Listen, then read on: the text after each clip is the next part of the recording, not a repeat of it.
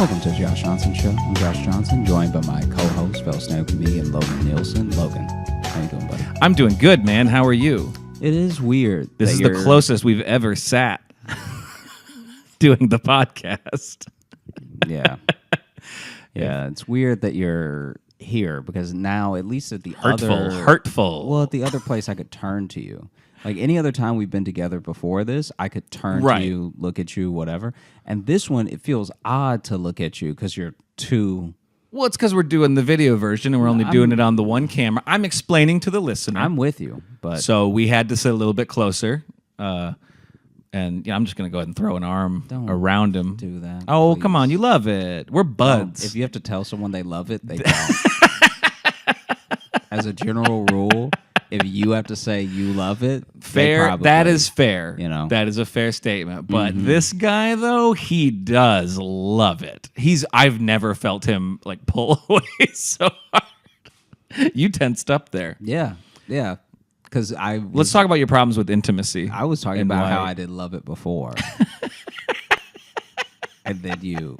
But it's fine. It's okay. That's just how you are. Not to be too visual, but yeah, we're sitting right next to each other. Yeah, because I'm in New York We are both in New York.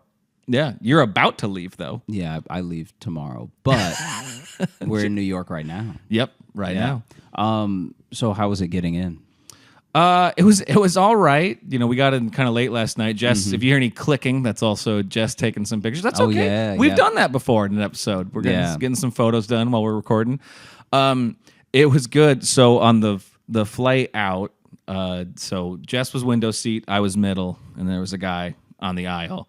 And he, you know, when the flight first took off, like I just had headphones in, was chilling. It was actually like the most calm I've probably ever been because I don't really love flying. And I was actually like really just kind of like relaxed. We had several margaritas before we got in the plane too, so that probably helped. And then I just noticed the dude next to me. It's like he's really uncomfortable and keeps like leaning forward and like just is like really kind of having a hard time. And then I want to say we're probably like 20 minutes into the flight, maybe. We weren't that far into it. It wasn't even to the point where the puppies got stolen. Right. I can't, honey, no one will be able to hear you say that whole thing. I was just looking for like a yes. I hope they can hear it. That was... Jeez. Well, I just say from here they wouldn't be able to hear that. So what happened? So he's freaking out, and then then I finally had to like stop and check in on him. It's because I saw him grab the vomit bag and he like shook it out, but then put it back, but then like kept checking on it. And I finally was just like, I took my headphones on. I'm like, hey man, are you good? Like, what's up? And then he was having a panic attack, he told me. Now, have you taken off yet? Yeah, we're in the air by now. Yeah, okay. By the time you start, you're checking on him to be like, do I need to let you out of the aisle so you can go to the bathroom? Well, no, but he's on the aisle, so I don't need to let him out at all. Oh, he is on the aisle. Okay. I was more just checking, like, I just really didn't want a guy vomiting next to me, was my thing. And it would have been a terrible experience for you. Yeah. It would be a horrible experience. For Logan. But no, I wanted to see if I could... a totally different person I wanted had to see a panic attack and threw up their guts. Okay, no. I didn't know he was having a panic attack. All right. No, I just saw him grabbing the bag. I wanted to see, because I couldn't tell if he was like sick or was just having like a hard time. Yeah, you know what's funny is that in this situation, someone that's gonna hijack the play and somebody scared of a hijacker look exactly the same. They have the same level of like nerves. They have the same like, whew, okay, all right, yeah. Oh, be with me, God. And it's just like, it's like for those early few seconds, minutes, you can't really tell. You can't tell if you're like, is this the guy or should I help this guy? Well, that's the thing. I just couldn't tell like what was going on with him. Yeah. Because he was like, he wasn't just, if he was just going like, like then I'd be like, okay, he's gonna definitely throw up. He's just. Oh, okay. No, but I'd be like, he's definitely sick. Yeah. But the fact that he was so fidgety and like kept like not sure what to do with himself, I'm like, he may just be having like a freak out. Yeah. So thank you for turning this into me being a selfish villain, because the whole point of it was I actually took my headphones out and I talked to him for the rest of the flight, just to calm him down, and he was very kind. I'm very glad, because that could have backfired. You know my hatred of talking to people anywhere. What I like is if you there should be a whole storyline of you being an anti-hero, of like you talking people off of ledges that are like about to commit suicide because you don't want to see a dead body. Yeah, you're like telling the dude, you're on the bridge with the dude, and you're like, listen, if you jump right now, I don't know if I would ever be able to unsee, and I go this route to get home every day. So you would be ruining my commute for the rest of my life. You're gonna fuck up this whole block for me. Yeah. And I don't need that. I live nearby. Do you really want me to have to go around? Don't do this to me. Yeah. Don't do this to me, sir. I don't care about your family. Yeah. I do not care about your family. I need to make that very clear. Yeah. Don't do this to me. And then he's like, you know what? You're right. I should kill myself at home. Great, because I don't know where that is. Yeah. So you do it. Okay. So then this is you helping this person. Yeah. Okay. I didn't expect it to be me become the villain so quickly in the story, but yeah, it was me. No, I was saying it would be funny. No, I know. But no, it was me. Then I just talked to him the whole time, and which helped him calm down. He was very grateful, and he was a very nice guy. Yeah. Nice talking to me. He lives in New York. But yeah, he was just having a panic attack. And so we talked about it, because I've had panic attacks. So I'm like, listen, I get it.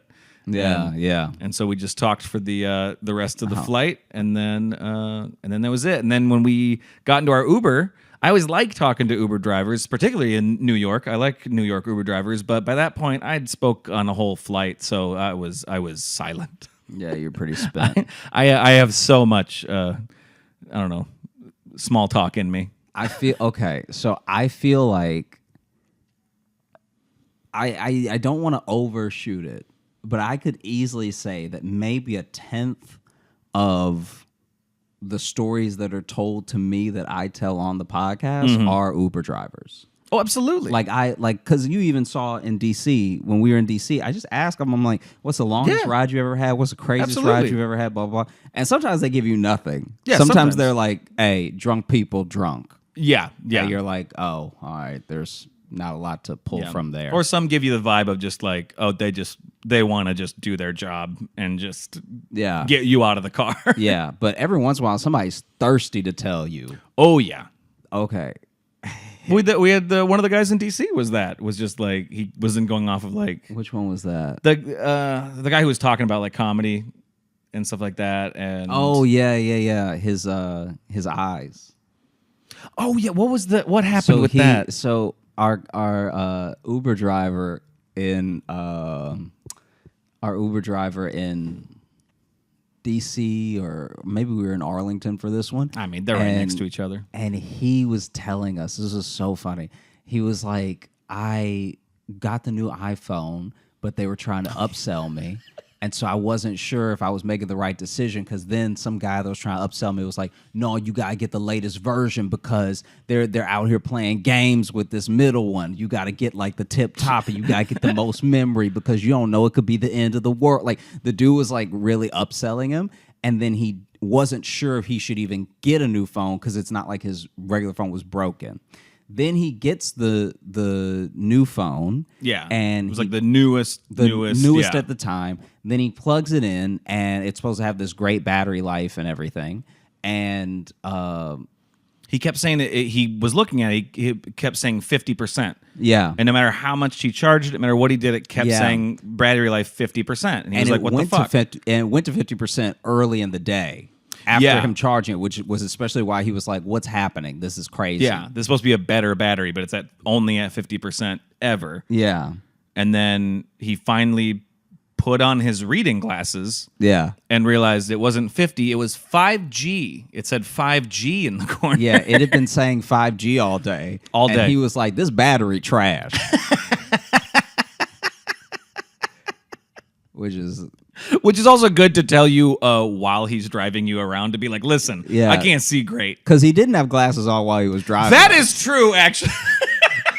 Now that you say that, he was not wearing glasses. Because he told us at the end of the trip, he told us all this. So at the very end of the trip, he's telling us this story. So outside of that, we're just chatting about comedy, stuff like that. This is the last story he tells us before we get out. And as I'm getting out of the car, I look at his face, and I'm like, this man doesn't have glasses on. I didn't think of that until this second, till you just said that. I couldn't stop thinking about that. I thought about that. I thought that's also I don't know. I thought that was also on your mind. I was like, this man's been driving us around blind. No, I didn't think about that at all. Because he drove us from Nando's to the venue. Yeah, so it's yeah, not yeah. like, because here's the thing. When you're doing that, so when we were at Arlington Draft House, the hotel is very close to the club. So Super then close. It's like you could walk, but it's a 20-minute walk, or it's like a 5-minute, cab. It's very Uber, hot, whatever. too. You know what I mean? Yeah. So we kept taking the Uber because we Yeah. were like, it's nothing, It's like $6 and it's a quick conversation, whatever. But this time we were at a restaurant and then getting the Uber from the restaurant to the venue. And so that was like and he had to get on the highway at one point and then get off of it.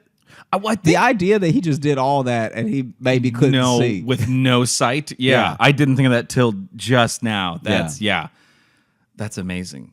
Yeah, in that area, you have to just constantly get on the highway too. It seemed like if we wanted to go anywhere, they had to do that little circle. Yeah, you have to do highway. a circle and then take like the second exit and you're across town. No matter where you want to go. No, okay. Wow.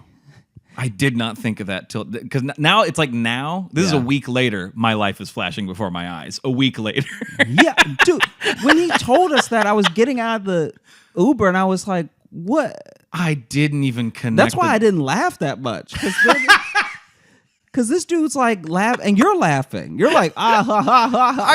Like he was like I was just giving him a laugh because he said it was the funniest thing that ever happened to him recently, and I is just funny. It's funny. It was like it's fine. So I just wanted to give him But it is be a good audience member. You were, but I was like walking in the club like okay, you're over here. Like this is the other thing that was kind of like. It's when I decided to just not bring it up. Yeah. Because I thought it was also on your mind. No, I wish you would have said something. After we got out of the Uber, you were quiet. Like I was quiet. I don't know if you were on your phone or something. But then when we get inside, you're all about like when the show's starting. And I'm like, hey, we just got drove around by a dude who can't see. No, and so you're over here asking like, so you think we'll start like maybe in 10 or like he's going up to the manager being like, hey, do you know when I was being professional. You can just say the one word. I was being professional. You'd be a very, very on point, very professional, but in a way as if you didn't just escape death. And so then I'm standing there like just staring in front of me. And you're like, okay, good. And capacity's good. Like, just... Well, because we were getting there like right at showtime. And we were bringing food to the staff too, wasn't it that day?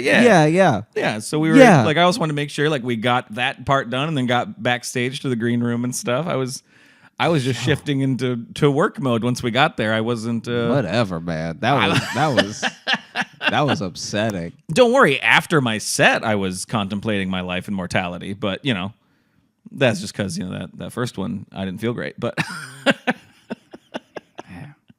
No, it was terrible. Damn. Yeah, I didn't think about that at all. Yeah. I wonder how they had the Uber papers come out this week. Have you seen that? No, what was that? Oh, it's pretty horrible. Tell me about it. I don't even know enough about it to talk about it at length, but basically there are these internal papers that I guess got leaked or they're maybe court documents on a lawsuit or something, but basically the public now knows that Uber knows as they expand that they're like crushing the economies of like the places that they move into as far as like the gig economy there. Right, like, yeah. Like they already know. They're smart enough to have done the math to know that you're not going to really make the money that people assume they're going to make. And then there's also something about how they leveraged a thing going on in South Africa where the cab drivers there were getting very like agitated and sometimes maybe even violent around Uber moving there and everything. Oh, okay. And they leverage that to be like, see, why do these people not want you to have good prices? Like it was kind of like it was vilifying them. Yeah, and so they've done a lot of stuff like that a few times, and it's all in these documents, and it's kind of crazy. So I wonder if there's just a floating document out there of like, hey, Sam can't see, right? Like, I would love if it's all like super technical corporate stuff, and then just this thing about this one driver who's been driving people around with not the best eyesight. And he also keeps telling people. He tells people, he's so honest, he tells every ride he's been in. His driving is fine. He needs to just stop telling people. These eyes are not it. They wouldn't be worried about it if he didn't tell them. Yeah. Huh. Mm-hmm. So that has also been on my mind, along with the... those two things in Yeah. tandem. Yeah. Yeah. So you took the Uber. You were quiet in the Uber. Correct. What was the experience like from then to now? So you took the Uber late to get to your Airbnb. Right, yeah, because we didn't get into town till like a quarter to midnight or something. So, Okay. So then we just got to the Airbnb and we just, I don't know, went to bed, and then we had a pretty lazy day today because we were here all week. Well, I'm here for 3 weeks, but Jess is here for the whole week too. And then, today we didn't really do much that's worthy of a story. I don't know. No, it doesn't. Had a good sandwich. Yeah, it doesn't have to be worthy of a story. Yeah, that's about it. You're gonna probably have plenty by the time you. Oh, by the time I leave here, I'm gonna be a changed man. Yeah, I feel like it is getting a bit more intense in the time since you were last here. Oh, good, Jesse, you hear that? There's It's more intense now. Does that excite you? Okay, good. Yeah, she's nodding. She looks very excited and not worried at all. There's a level of tense that's here now that's just a bit extra, where it's like, What, like in what way? What are you noticing? This. Oh, I wish she wasn't in the room. She is not happy. well, like I was on the train. I mean, I think all three of these are going to be on the train. I was on the train. 3 of these. And, 3 intense stories. This guy was talking to himself, and he was talking to himself very aggressively. So whatever he was going on in his head, even if he was a wild dude just talking to himself, he was not being kind to himself in these moments, you know? So whatever inner demon he was talking to, he was calling it by its demon name. Like he was cursing up a storm at himself. He's really like looking down. Whatever argument he was having in his head, he was losing. It's rare you lose the arguments in your own head, but he found a way. And then this random guy is like, "What'd you say to me? What'd you say to me?" And then he looked up and he was like, "Not talking to you, dog. Talking to me." And the other guy was like, "Oh, okay then." And then they both carried on being very angry and quiet. Now and it's like that is that actually thing though that's a beautiful story in my mind. Oh, there's a moment where it's not beautiful, where you think they're definitely about to bite each other. Oh no, for sure. It was so for no reason, because it's not like the guy was being like hella loud. Right. So that other guy had to be loud to get his attention, to be like, "What are you? Who are you talking to?" And the guy was like, "I'm talking to myself." Right. And the thing that I appreciate most about that thing is that initially I thought this dude was like out of his mind. Right. You know what I mean? And then it's nice when someone is out of their mind and then they snap. What's up? Hold on. No, the camera went out of focus because I moved. It freaked out. I had to get my phone and it freaked. It's Speaking of glasses, there we go. Look good. All right. It's nice when someone is like out of their mind and they actually snap into it for a second. Yeah, especially there he snapped into it to alleviate a potential conflict. That's rare. Yeah. That's super rare. I feel like before he would have just talked to himself and no one would have said anything. I feel like that other guy clearly wanted a fight. So the other guy is the new tension. That's what I'm saying. Yeah. Just not letting him be and do his thing. Yeah. And then also, this is maybe when I came back from Arlington, there was a guy who had a bag of sodas, right? But not like a bag full of cans of soda. I'm talking about he had a genuine bag full of liquid. Full of loose soda. Full of loose soda. So he had a bag of soda that was like clearly a bunch of sodas. Right. Because it wasn't dark brown enough to be just Coke, but it was light brown. and it was like Okay. okay, this looks like it could be. I mean, maybe it was RC. Who knows? I was gonna say RC or maybe a Lipton iced tea. But it seems like a bunch of sodas A bunch of In this- something you don't want him spilling in right this now. clear bag. Yeah. Yeah. And the bag, I don't know how this man did it, but the bag is tight. The bag is like So you say a clear bag is like a clear shopping bag, yeah, or a clear shopping bag like tied up in a knot up top, full of soda like where you can see the bubbles. so it's definitely carbonated. It's definitely carbonated because you can see the bubbles. He's just got like a bag of soda. I feel like I've told you about something like this happening before because I know one time I was around this dude whose soda spilled in his bag and then it was like full of soda. But this is that one I different- remember, but this is pre-spilled in the bag. This is intentionally poured No, this in is the bag. intentionally all in the bag. There's nothing in this bag but soda. And especially in a shopping bag too, and then like tied up like a bindle sack. Yeah, like in a knot. to hop the rails. Yeah, in a knot. There's just this huge bag That's wonderful. of soda. And basically, he's not like being careless with it. I need to point that out. It's not like this dude This is precious cargo. Yeah, it's not like this dude is trying to be reckless and dangerous with this bag, Right. right? Not threatening anybody with the bag, anything. But he's walking up and down the train car. And so everyone that's on the train car for more than a couple stops is noticing that this is a bag of soda. It's hard to not notice, I would gather. Yeah. Yeah. And we all just get tennis ball eyes. You know, like in a Wimbledon match where you see the heads go, like we're all just watching the bag go back and forth because everyone is perplexed where it's like, okay, so is this bag about to pop or spill or whatever, right? Yeah. And then after that is then just why. Why and how. We're all yeah, I'm gonna have to clear the music that drives by every now and Yeah. then.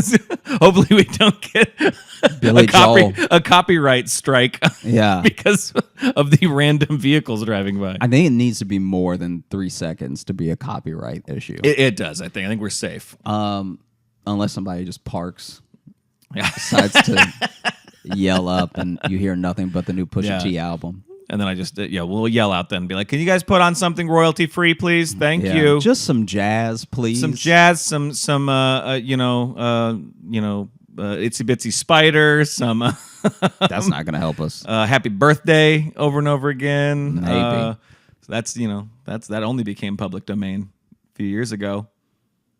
So there's this bag. Sure. And in the bag is like swashing. So it's not like it's tight to the point where there's no movement of the liquid. That would There's be very impressive. It If would was, be. if it was airtight in a bag like that. If it was just a bubble with handles, that'd be fire. That'd be amazing. Yeah.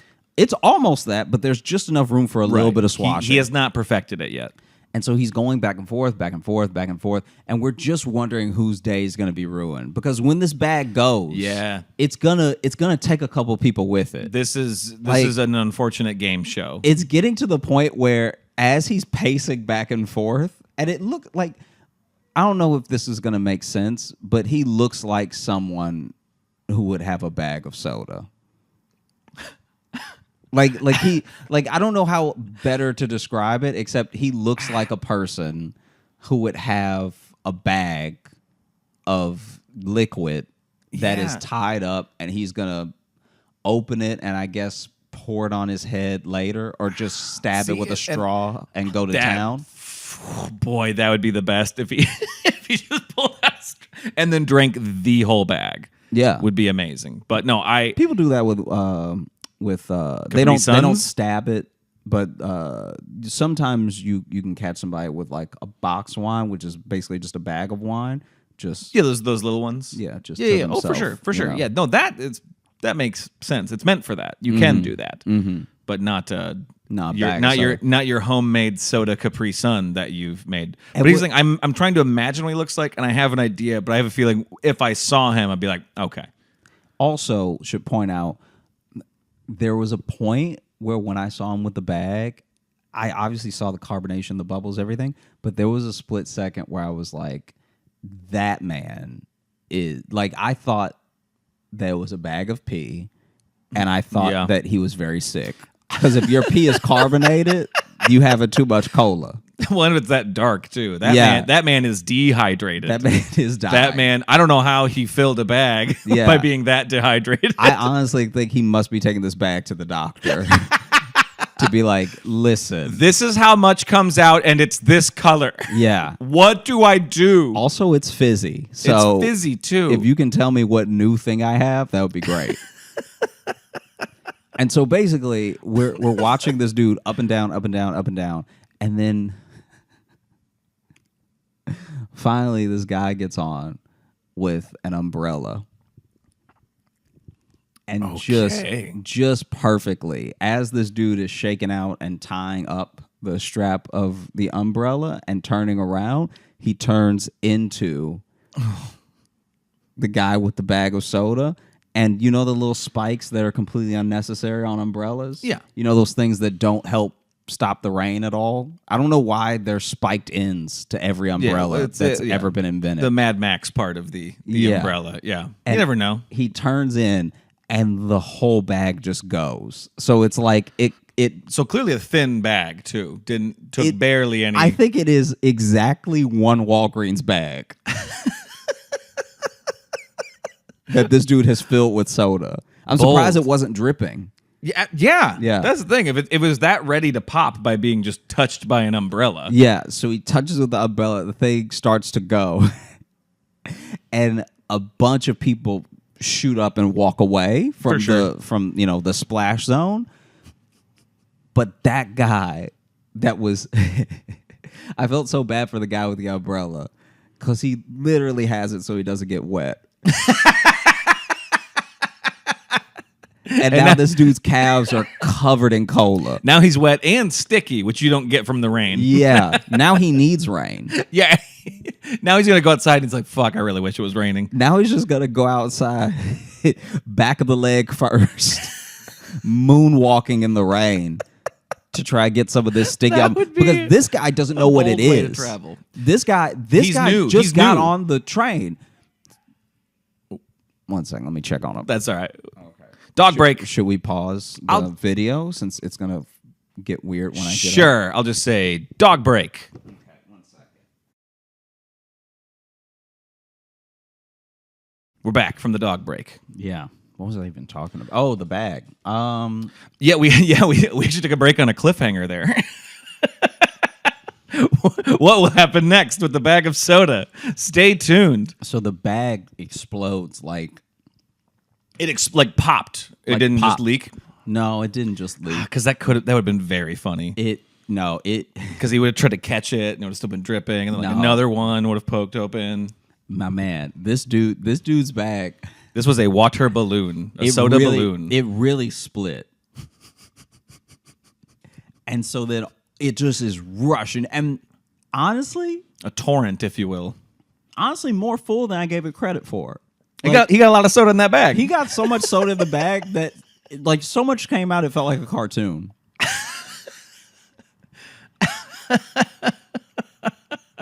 So much came out that I was like, how is it still? And then the guy feeling it is terrified. Yeah. This is a true nightmare to just have something like wet on the subway. And sticky. Warm. Yeah. Was this heated up? I mean, I don't think it was heated up, but if you're walking around with a bag of soda, I can't imagine you're keeping it cold. Yeah, that's fair. So he filled this a while ago, and then which would be impressive if he had it all day, and this is the first trouble he's run into. Yeah. Or maybe the initial trouble was why it ended up in the bag. He was carrying a 12-pack, and then they all burst somehow. I don't know who I feel worse for. Because if you're carrying a bag of soda, that means it's your only option. You don't have another container, you'd use it. And it also means that soda is important to you. Mm-hmm. This soda means a lot. I'd like to think he made it himself. That's a whole other upsetting scenario, that this is his homemade soda. He finally had the meeting with the big soda company for them to sample his flavor.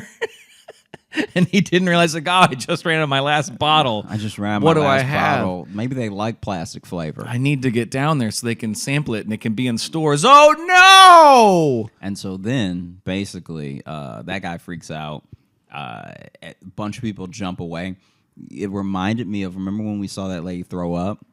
I think about it every day. It was exactly like that, where people calmly ran away. Just, like yep, they calmly rushed away.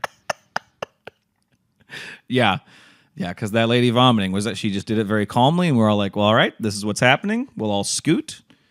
I know we've talked about it on the podcast We before, absolutely have. but what I love about that lady vomiting is that she went there, sat down with just a bunch of meat she just bought. Yeah, because it looked like She she had a had bunch of ground turkey. She just had like some sort of. It didn't seem like the bag she bought it out of either, right? No, that no, also no. seemed like just a bag of meat. Yeah. That was she eating? I'm not sure. Yeah. And that's why she threw up. You're not supposed to eat raw ground beef on a moving train. I mean, too many stories converge in New York. Like, every place should have one of these people. You know? There should be a soda guy in one state. There should be a meat lady in another state. They can't all be here. Well, this is where they come from. Then they spread out from here. Yeah, it's really upsetting. And then, like, now you just have a train full of soda, too. Because now that whole area is just wet. Oh, yeah. Okay, everyone that's been to or lives in New York knows what I mean when this happens. It doesn't happen every day, thank God. But there will be a time happens. where you're on the train and someone's bottle or can has spilled. And so now we're all with our eyes watching the trail, the uneven trail that the liquid makes. And you're checking, is that liquid coming to me? Is it taking a left? Is it going straight? Yep. And I wish I was better at physics. Wish I knew more about fluid dynamics to know where this is going to go. I don't know how that would help in this situation. I feel like you could look at it and now you could have an idea of maybe what grooves, Yeah, that's also when you know you've been taking the train too much. When you're like, oh, we at Hoyt Skimmerhorn, this liquid about to take a left. No one wants to be that well versed in something that nasty. But yeah. The train was full of like I had to get on a different car, which I should have done. Yeah, but you way earlier, but I wanted to see the end. Exactly. No, you I just stayed. wanted to see it pop. That's why we all stayed on. Absolutely. We were like, who fills a bag with that much liquid and gets away with it? Because honestly, even yourself, you're like, even if it's me, this is gonna be a hell of a story. Like, yeah. But like, yeah, that's of course you stayed to see if it was gonna pop. I mean, if it That's was why me, I think I'd be in jail. I don't think I would just let someone leak hot soda all over me and not lay hands on them. So you would have beaten the man with your umbrella. I think I would have tried to choke him. Wow. I think like I'm not a violent person, but it's so random that I think you're allowed to lay hands at that point. It's so random you're allowed a random act of violence. It's actually so odd and so rare that I think even a monk would be like, I renounce all violence except if I'm on a train and someone splits a bag of hot cola all over my ankles. Then I can go to town on them. I am against violence unless you fucking spill on me, and then it's on. Then it's on. Otherwise, I will not crush a fly, but I will not be sticky. Yeah. I won't even be mean to a cat, but if you get cola all over my calves, it's over, kid. I'm going to jail. Well, so then what was, I know then everyone like left. How sad was the soda man? No, he was disappointed. I was absolutely. Did he just sit there with his torn bag, just looking? No. And just that sad Charlie Brown music comes in. That dude screamed no way too loud, and then that was sort of it. Was it a short no, or was it like a no? It was pretty long. Oh, good. It was a good being, dramatic no. It stopped being no, and then just started being screaming. Oh, that's a good no. No. Yeah. It was wild.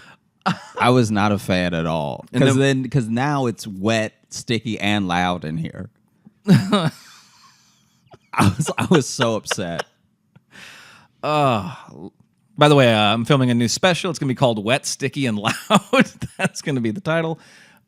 Sounds great. How did Umbrella Man react? I mean, obviously he was disappointed. Did he shout or did he? He was also screaming. He was also screaming. Yeah.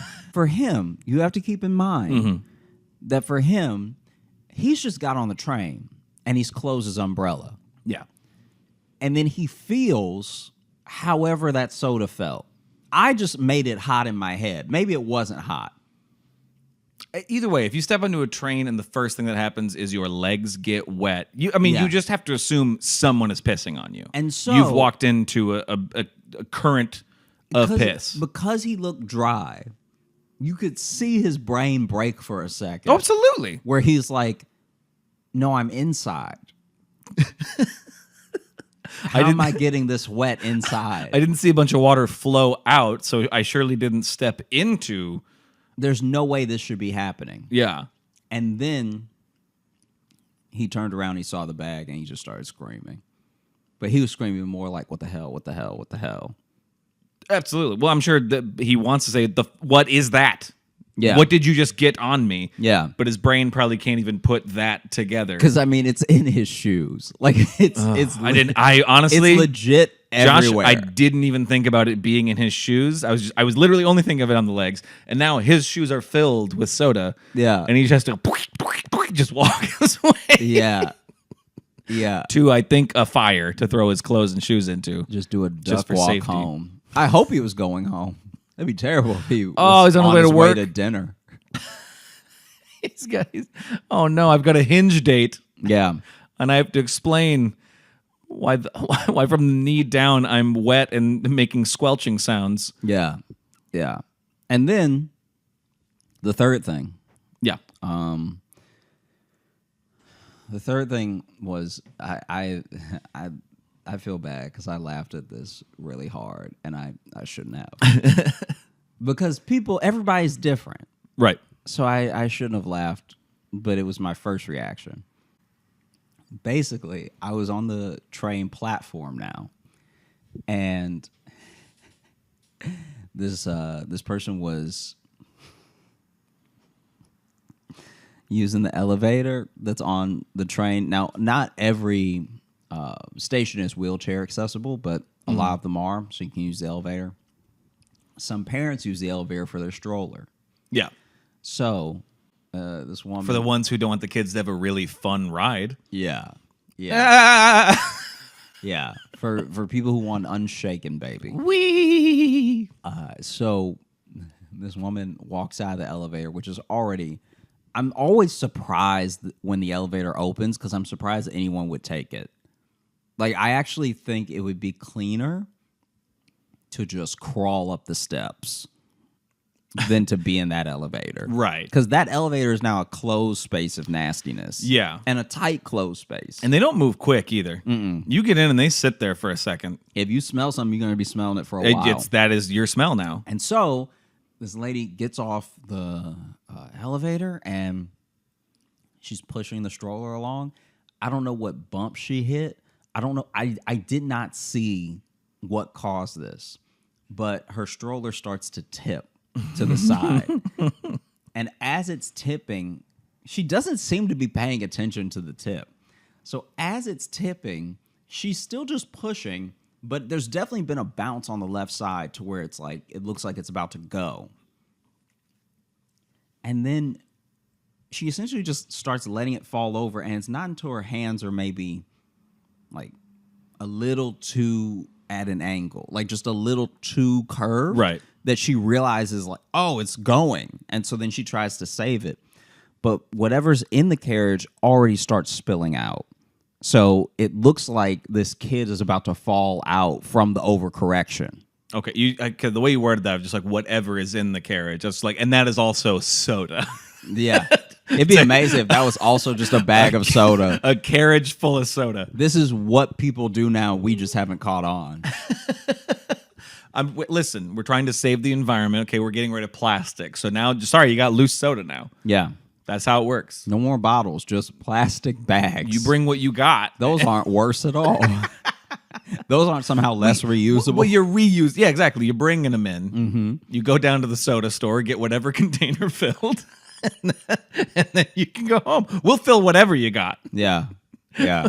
We charge by weight here at this store. So then overcorrects. It looks like the baby is gonna tip out anyway. A different lady who sees the whole thing happen screams because now the baby's about to like hit the platform. Jeez. And once a baby hits the platform, you're done with that baby. Jesus, Josh. No, but I'm saying that's an unusable baby now. Like, tell me that's a level of germs that baby's encountered now that it'll never be the same. Oh, you're going off of germs. I thought we were going off of, the what? The impact. No. If a baby's face touches a platform floor on the train, that's going to be a different person now. Our prior. Well, yeah. It's, tell me I'm wrong. That's going to be. No. You're not wrong, but you're right, but for the wrong reason. I'm just saying. It's like I'm just saying they have soft heads is where I'm coming I wouldn't from. even talk like this if when I was a baby, my face had touched the floor of the platform on the train. God. I'd be a hardened individual. I'd have a deeper voice. I would, you're gonna have a different life because just the film alone that's on the platform of the train. You've basically been kicked in the face by every shoe in New York if you let your face touch the platform and you're a baby. Right. To be fair, if you're a baby and your face touches the platform, it's only up from here. You know what I mean? You're not going to have a worse life than that. You just had the worst moment of your life. But you might not be old enough to know it, to appreciate that you've already had rock bottom. Never mind knowing it. It's happened. You're never going to have something this bad happen again. Right. But then someone's got to remind you. Yeah. And so then this other lady screams. The woman stops trying to overcorrect the stroller now and just goes to try to catch the baby. Oh. Hopelessly behind on the hands. The hands were not fast enough. And then you actually hear like a slight splat. And then people start running up to her and it's a dog. It wasn't a baby in the carriage? It was a dog? No, this is a puppy. Okay. She had a dog in the carriage. Okay. The entire time. Okay. And the way that some people lost concern and the way that some people got angrier was amazing to watch. I bet I can tell you racially who felt what. Yeah, I can tell you exactly what camps. The amount of people, because we're also only talking about like 5-7 people, so it's not like the entire train ran to check on this woman. Yeah. But the amount of people that ran up and like it happened to me as well because I didn't run, but I just was walking towards see if they needed help. And I wish I could see the face I made before I realized it was a dog. Because when you think it's a baby and it's a dog, it messes with your brain in a way that you're not even registering the little like limbs that you're seeing. Yeah. And because as I got closer, I was like, this is a hairy baby. That's what touching the floor does is you you immediately morph. That's one of the Animorphs. It's just train kid. That's what they have in the prequel they did to Animorphs. They get the power by licking a subway floor is what happens. And so I'm like, even as I'm kind of like walking over there, like, I'm embarrassed to say I didn't run to help. But even as I'm sort of lightly strolling over to see if anybody needs help or, like what the damage is, anything, I'm just seeing now, because it was still as well, which didn't help because now that's a jarring visual. Yeah. And it doesn't seem hurt because when it gets up, it just shakes and it's a puppy, fine. and it's just like, what happened? Yeah, but for us, we're like, oh my gosh, that baby. Oh no, that furry baby died. Oh no, that ugly baby. Like it's like the order that things went was like oh no, that baby. Then it was, oh no, that ugly baby. Then it was, oh no.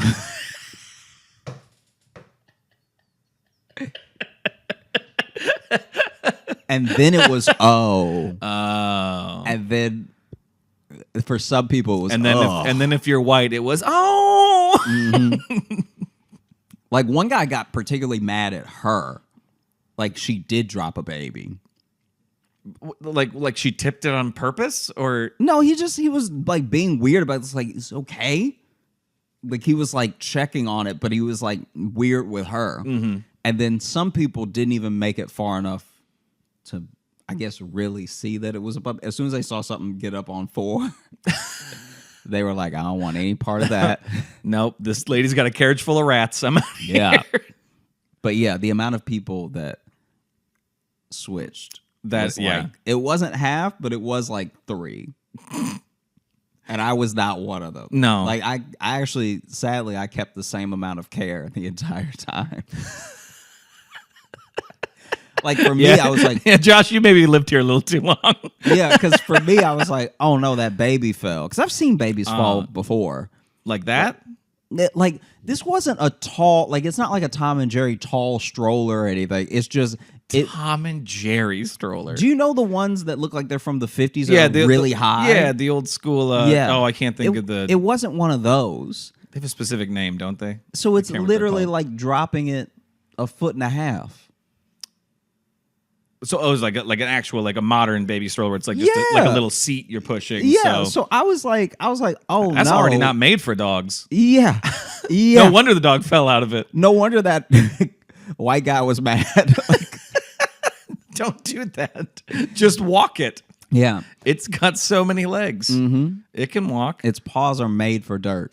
Yeah. Wow. Yeah. That one was a roller coaster. I'll say that. That was a journey of a story. I felt like I fell out of a baby carriage. Yeah. Hopefully our listeners are still with us and not like you lost me at baby carriage. That's the thing. I do want to know if some turned it off the second you were like, this baby carriage was tipping. Yeah.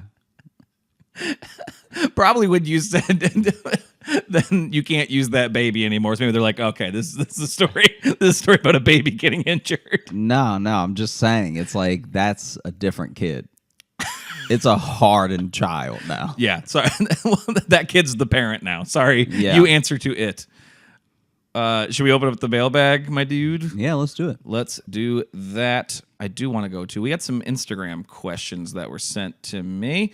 Hi, Logan. This is probably a really weird thing to do because I don't know you or Josh personally, but I find myself in need of advice. We don't really get asked like straight up advice a lot. Yeah. So I thought this would be interesting to see how we fuck this up. You and Josh talk about relationships a lot on the podcast. I really love the show. I listen to the episodes on repeat because they help make me feel less anxious when my thoughts are swirling. I'm also the one who wrote in with the story about the class hamster that got eaten by the class snake. Oh, killing him. Yeah. Killing him. So this is a little personal, but I've been with someone. We both really like each other, but we have some love language clashes that keep making things hard. So I guess what I'd like to ask is, how do you know that it's worth the struggle to stay with someone? Is it normal to have to continually work on things? As someone with anxiety, do you have it about your relationship, even though it's a strong one? Also, I'm a total stranger, and I understand if you and Josh don't want to answer these. Do you want to go first?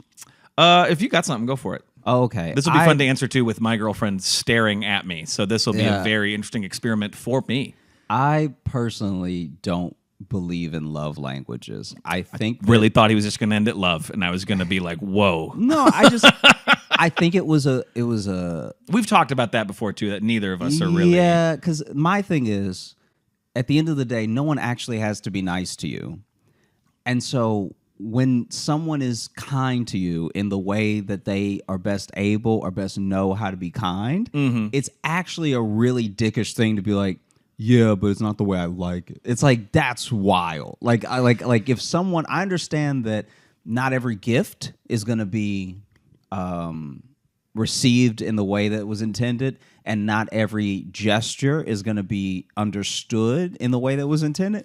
But you can't tell me that it's not actually kind of a pretty bad move to be getting all of something from someone and then be like, yeah, but it's not the one I want, so it doesn't count. That's kind of wild. Like, I'm not saying that that's what this person is doing. Right. I'm just saying that what quickly happened with love languages, it started out as a good way to almost like a fun little personality test and a good way to communicate. And like a shorthand that you could have to kind of to classify some things. Yeah. Which, for that, it was okay. And what it quickly turned into was a way for a lot of people to be kind of bratty.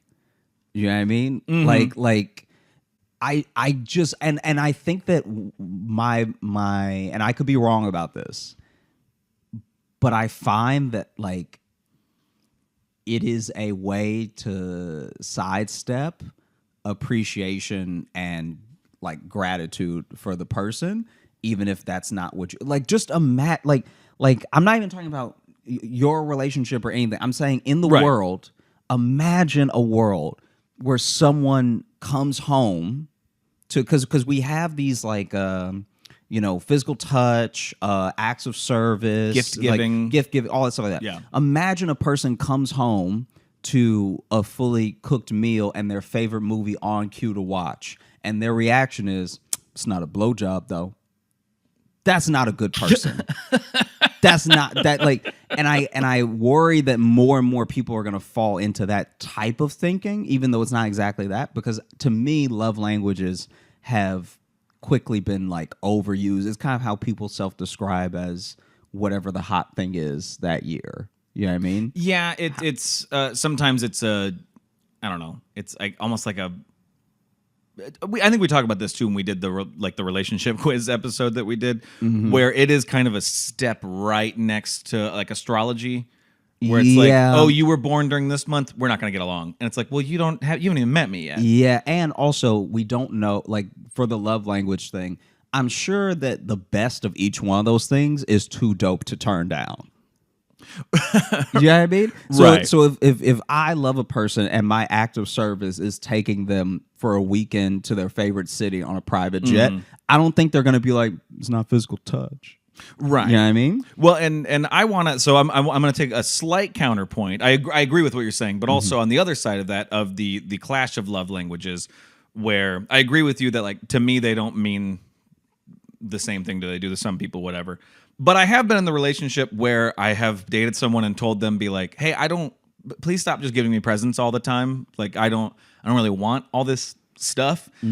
But they're like, but it's my love language. And so they just kept doing it. Like, when you hit that point, then yes, it can become an issue. So like, if they're not respecting you saying like, oh, I would prefer this. If you guys have talked about it and there's not a mutual respect to how each other, because sometimes I think people get focused so much on what love languages are and how they show it, but don't always consider how it's received to other people. Yeah. It's more about like, well, this is how I show love, so you have to be okay with it. It's like, well, yeah, but sometimes it's too much. Some people don't like public, PDA or anything. Sure. Or they like a lot of alone time or whatever, and that's a balance you have to find. So I think if they're not respecting it, then yeah, I think that's an issue. Yeah, that then lends itself to a different thing than what I'm talking about specifically. No, and I know what you mean. I was just yeah. But as also the thing too of like, do relationships take a lot of work? Do they continue being work? Yeah. Not in like it shouldn't be like a fight every day. It shouldn't be like, I think we've got to this point because I think it's particularly our generation. We were kind of the last generation with parents who were just like, you just stay together, okay? It was like the generation before us was the first ones who started like actually divorcing if things weren't good. You know what I mean? But before that, it wasn't really. Yeah. You just stayed together and you're just like, yeah, marriage sucks and you just have to deal with it. Okay. There was a lot of that. And I think our generation went the counterpoint of trying to be like, you know what, but everyone has their own thing. But a lot of us convinced ourselves that relationships don't take work. And they do. You're living with a person. Yeah. You are spending all of your time with another human being who is completely different from you, even if you're similar.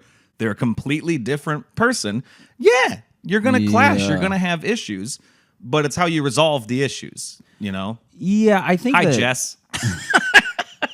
I think that for a good portion of it, the other thing to keep in mind with your overall question is that I think I've talked about this on podcasts before and with friends before, but to me, the world overall is, especially if you talk about, like, I don't know if they're writing in from the States or not, but a lot of the world is easier to live in than it's ever been.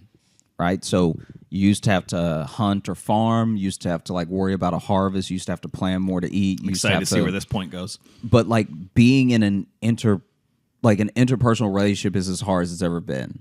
So it's as hard to raise a child as it's ever been, and it's as hard to stay with a person as it's ever been. But as the other things get so much easier and easier and easier, now the distance between like being in a relationship and staying in one and the other hard things that you have to do in your day is actually getting further and further away, if that makes sense.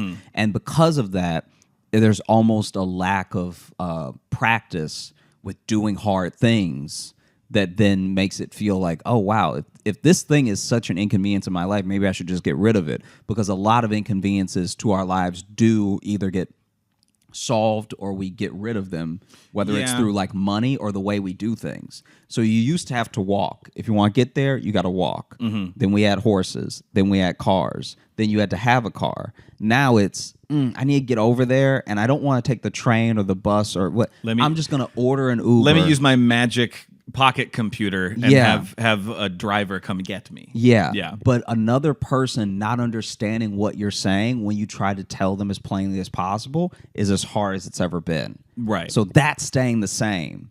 And Yeah. and I'm not saying people's lives aren't hard or because we have tech, it's not, it's an easy life. I'm just saying that so many problems are getting solved all day, and little problems, things that you might not even consider a real problem. You don't even have to think about. You can now order something. You can get you don't even have to read the manual and put the bookshelf together. You can hire a TaskRabbit and they'll come to your house and put it together for you. I'm saying that the thing of raising a person or being in a relationship, those things are still very difficult. Oh, for sure. And that threshold is getting harder and harder for anything in your life to match with outside of maybe work stuff. Yeah. Well, and I think too, we focus more on, I guess being more mentally healthy in relationships than we ever used to. That used to never be a conversation about how to like maintain your mental health in a relationship. It used to literally just be, do they hit? Yeah. And then that's and then it. the next question was a lot. Yeah. And then it's like, bro, she not hitting you. She all right. Yeah. You know? So it was always that. So I think now this is the first time we're in like human history, we're like really taking the time to be like, oh, is my mental health good around this person? People used to never ask themselves that question. It was just like, I'm with this person and that is how it is. Yeah. Is how that used to be. It used to just be, I cry after I cook, and that's just life. Yeah, and I guess that's what it is, huh? It's like, oof. Another day. Yeah. But so I think also with that, and that's a good thing. I'm not saying that is a bad thing. That is a good thing that we're doing. I think we don't quite, it's kind of like you said, we just don't know how to balance that yet.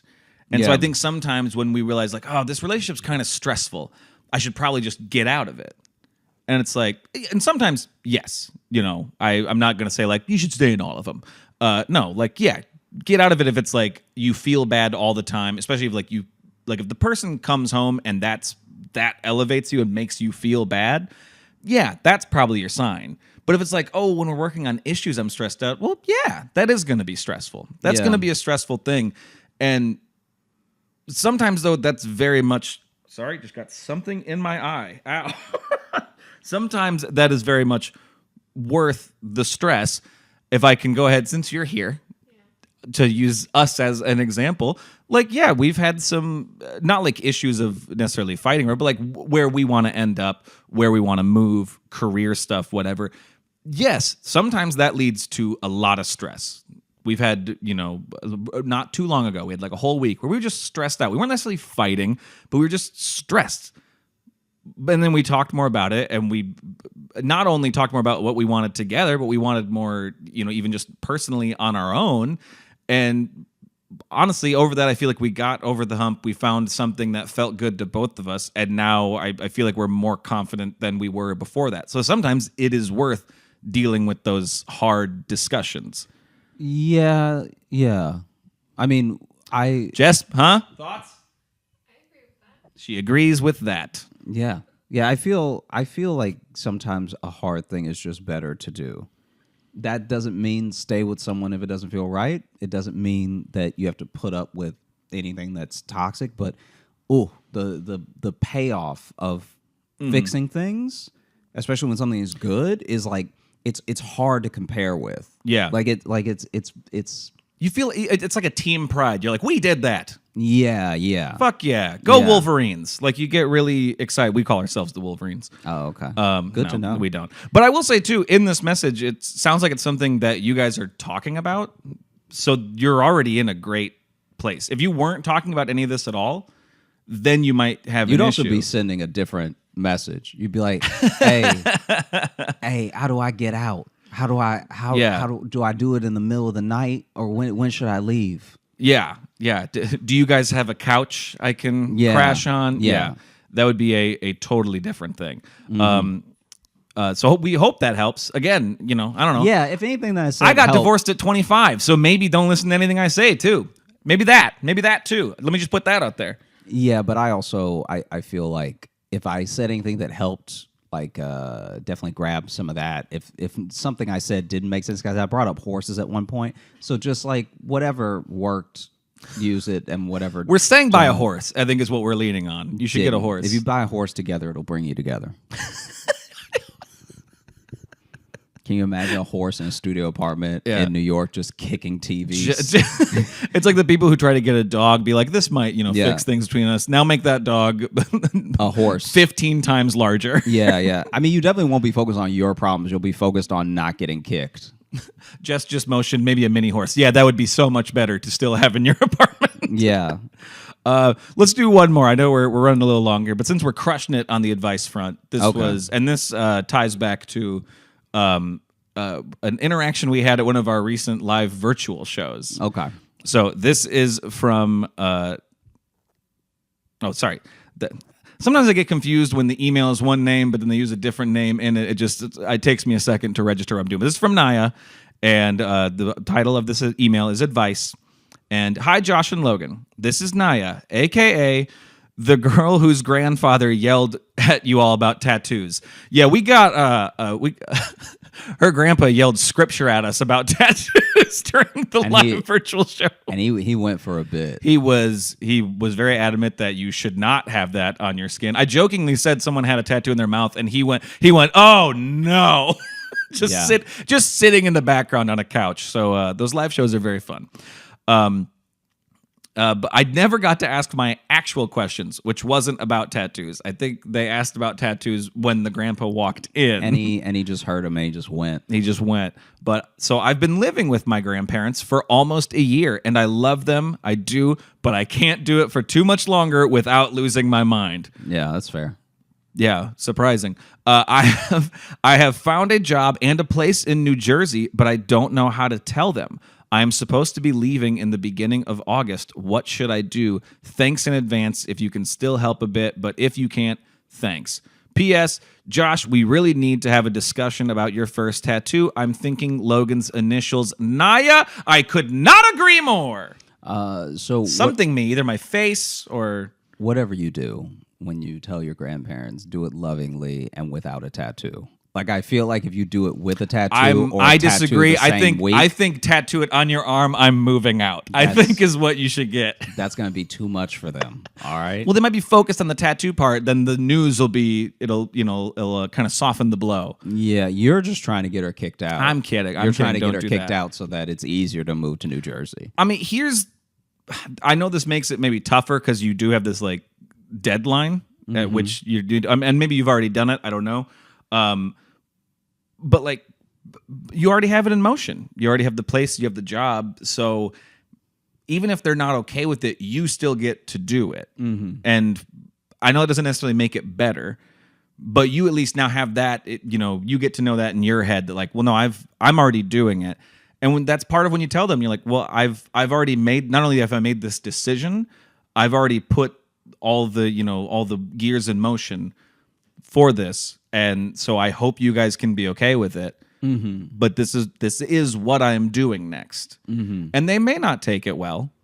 They may not. And I think a hard thing, especially with, with parents, with grandparents, the hardest thing is like, yeah, they might not take it well, but it's not really up to them.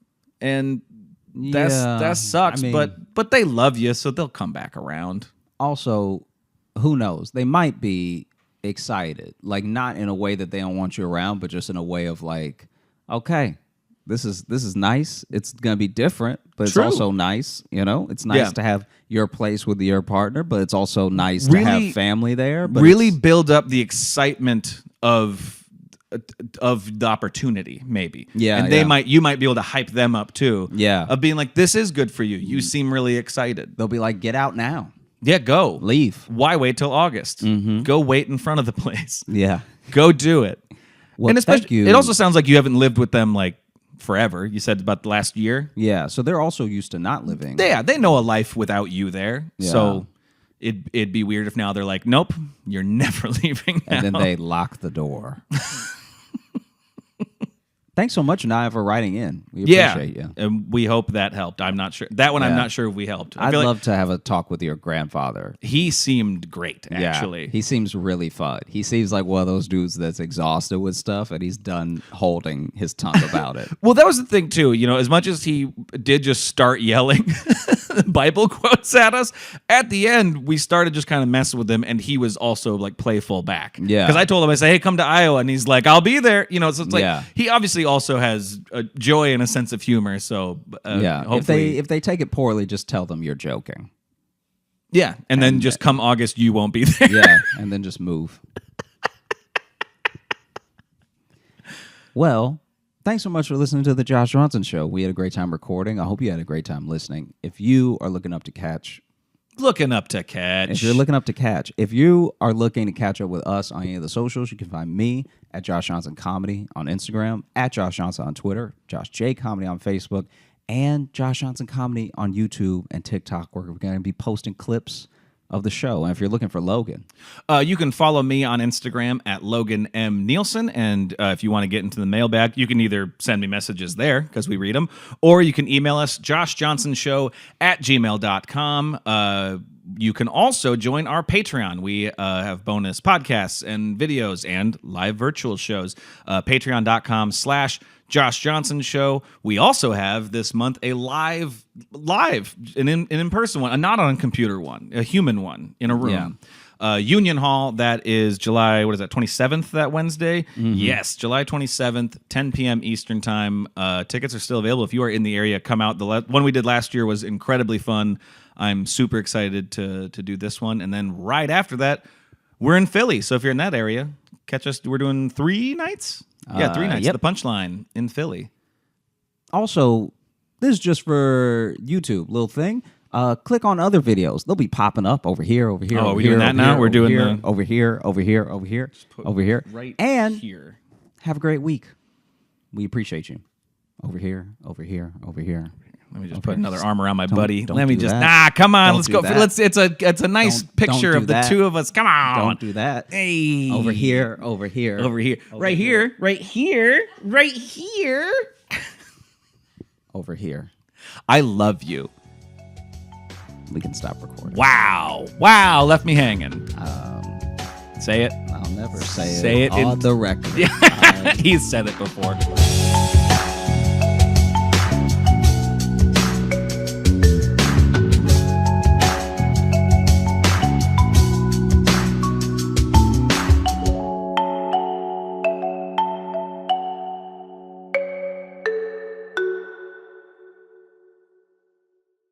Hey friends, I'm going to be hosting The Daily Show again this week, October 7th, 8th, and 9th, Tuesday through Thursday. And I want to take a quick second to say thank you, because the last time I hosted, my very first time, so many of you tuned in, you told people, TiVoed if that's still a thing. So many people watched that we actually set a ratings record. And that was really, really special because I love The Daily Show.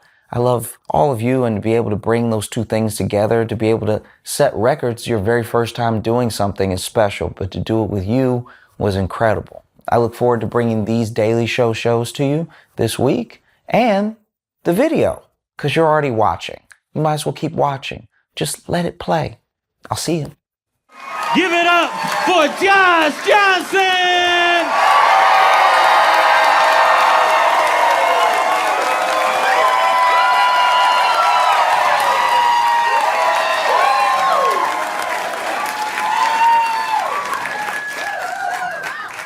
I don't know if y'all have seen, but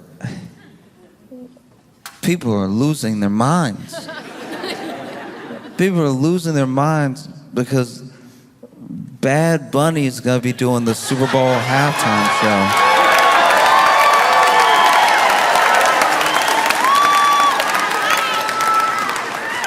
This is incredible. The level of upset.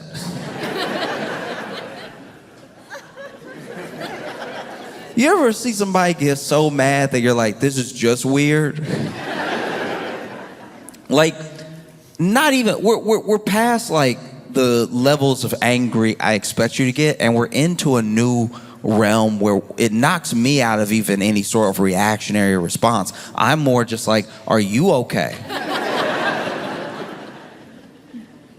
One time, I was at a McDonald's, right? And this dude, he must have wanted the pickles that come with the sandwich. They come with the sandwich. He got a hamburger, comes with a pickle. His hamburger didn't have a pickle. And I don't know what else was happening in his life. Maybe he usually handles disappointment very well. Maybe they caught him on the wrong day. Maybe they... You know what I mean? Maybe this man's been through a lot, and this is finally the thing that made him snap. This is possible. Everybody has their line. Everybody has their limit. And some people's limit, you wish that your limit would come when it makes sense. Do you know what I mean? You want your limit to come when something actually happens. You know? Like, you want your limit to come when it's like, maybe you've lost your job, you don't know what you're gonna do next, rent is due, and your dad has passed, and it's just all happening at one time, and then you lose it. That's when everybody would understand you losing it. But instead of losing it when you're supposed to lose it, some people stay strong. They don't let on that they're about to lose it. And so then they go to McDonald's.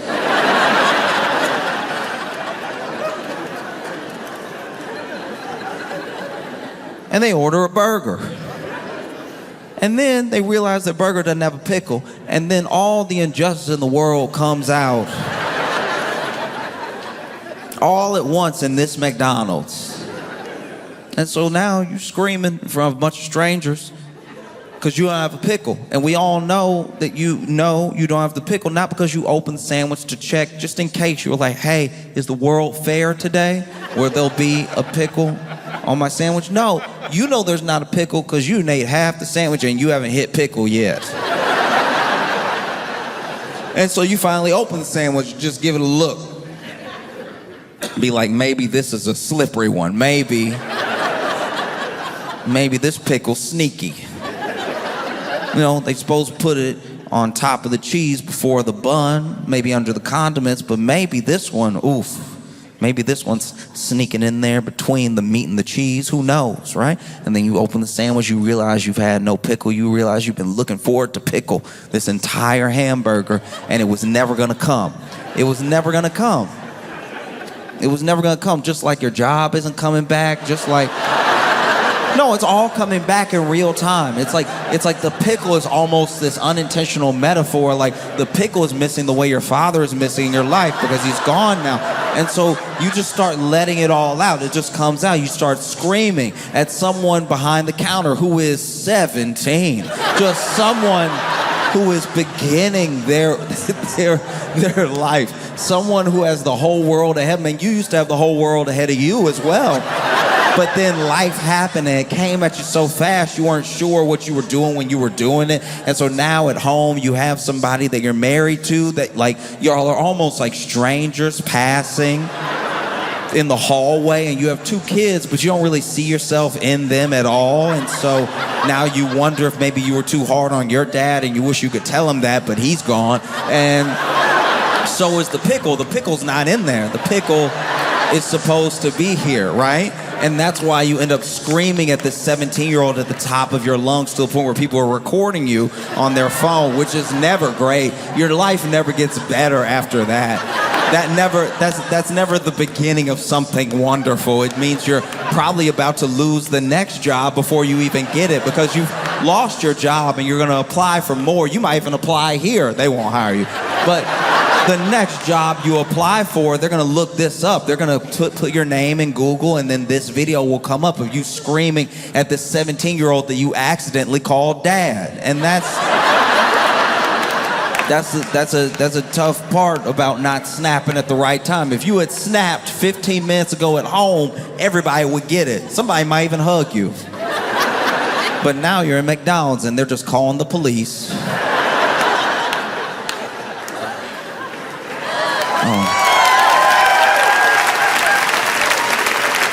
No, it's tough. It's tough. What I'm trying to say is people have snapped over Bad Bunny doing the Super Bowl halftime show, a no pickles in my hamburger at McDonald's amount. And it's stressful to watch. I understand why the NFL's doing. The NFL is trying to expand its reach and everything. What better way than with Bad Bunny? But Bad Bunny is over here, like, he's defiant in a way that I think is very special. Because Bad Bunny is doing this, like, record-breaking tour right now. And he's not doing it in the U.S., you know? And I think a lot of people can't handle that. A lot of people are like, they're like, why won't he come? Why won't he do MSG? Why won't he? And it's like, and you know, he's been asked about it in interviews, and he said a couple things that also are gonna irk exactly who he's trying to irk. Because they asked him, like, why aren't you touring? We looked at the dates. Where's Chicago? Where's LA? Where's New York? You know? And why aren't you touring in the US? And then he said, because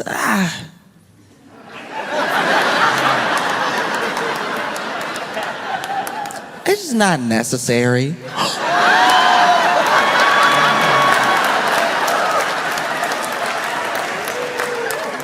Not necessary to tour in the center of the universe, according to us. Not necessary. Ooh, that was a gut punch. Not necessary. Ooh. Don't worry, I'll be making plenty of money around the world. You know, the rest of the world. Like, literally. They had other people ask him. And he was like, hey, look, I don't do shows here right now because I don't need ICE hanging outside of my shows trying to do some sort of sting or something like that. I want my people to be safe and everything. In fact, if you want to see me bad enough, I'll be doing a bunch of shows in Puerto Rico. You can come to Puerto Rico. And plenty of people were like, Puerto Rico? Where's that? Because it's actually terrifying. It is like bone-chilling scary how many people who live in the U.S., like U.S. citizens, that don't know what land the U.S. has. It's like, I don't know what civics class or what, is it just geography? How are we failing the youth and the elderly? Like, it's like, because it's not like you can just blame it on the kids. Grown people also don't know. This is crazy. All right, look, just bring it up to speed, okay? Real quick. And I'm not judging anybody because I might even have the dates wrong, okay? But in 1898, at the end of the Spanish-American War, America got Puerto Rico. So already, territory, Puerto Rico, right? 1917, Puerto Ricans gained U.S. citizenship. 1952, Puerto Rico became like a sort of commonwealth, which I guess a lot of people miss because like we don't have a king or we didn't have a king or like whatever. But like,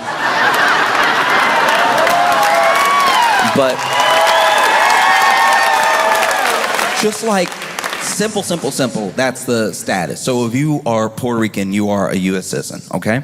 And that is also why when people were upset, they were like, why can't somebody from America do the halftime show?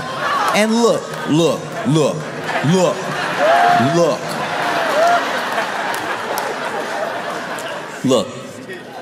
Listen to me.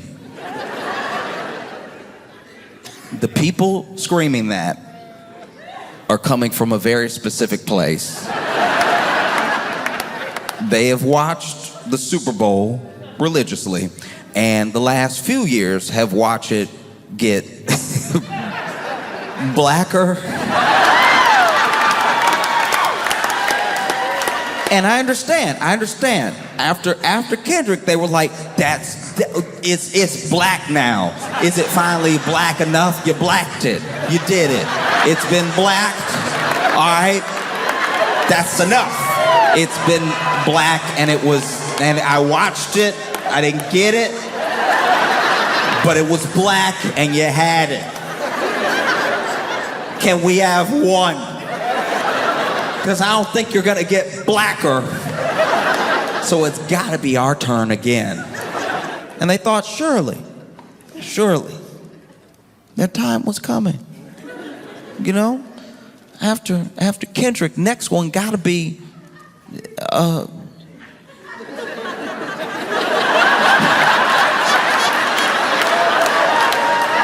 know what I mean? Yeah. Next one gotta be the one that does that song with the twang to it that you really like. Gotta be. Come on, we even, look, you did it. So I did all that rapping. I let rapping in my house just because it was a Super Bowl halftime show. That's as black as gonna get. I refuse to let it get any blacker, all right? These people were like, it can't possibly get blacker. And then they were like, all right, I'll raise you no English.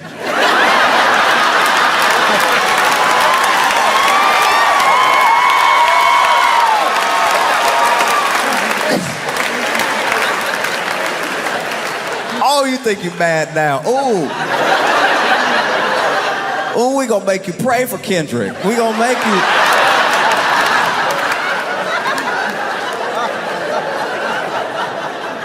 Oh, Kendrick, please hit us with some symbolism. I don't even understand what's going on now.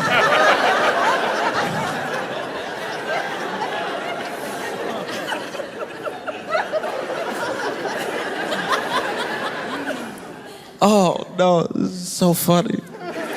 They're so mad. They're mad in a way that's like, I don't even know, like even if I wanted to help, I wouldn't even know where to start. Because what are you so mad about? It's like, because it's Super Bowl. It's Super Bowl.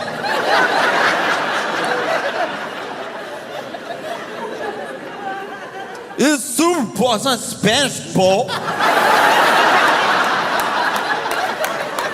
It is Super Bowl.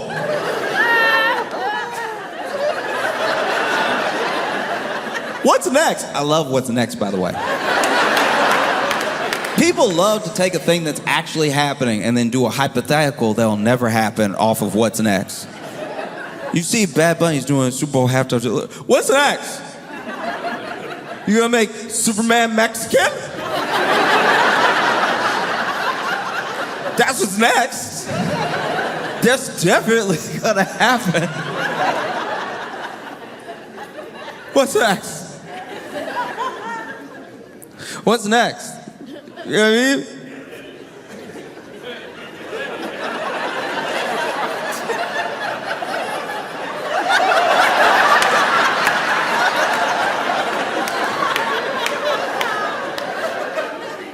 What's that? Because it's scary. It's scary, you know? You watch the Super Bowl halftime show, these people might, by accident, learn some Spanish.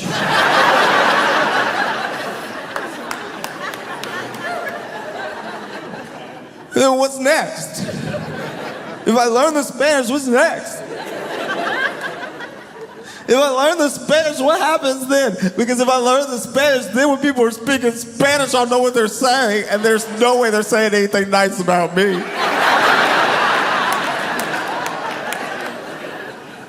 But no, people losing their minds. I can't believe it. Spanish? He's gonna speak Spanish? I'm gonna have to sit there and listen to somebody sing and rap in Spanish? I already had to listen to rap. You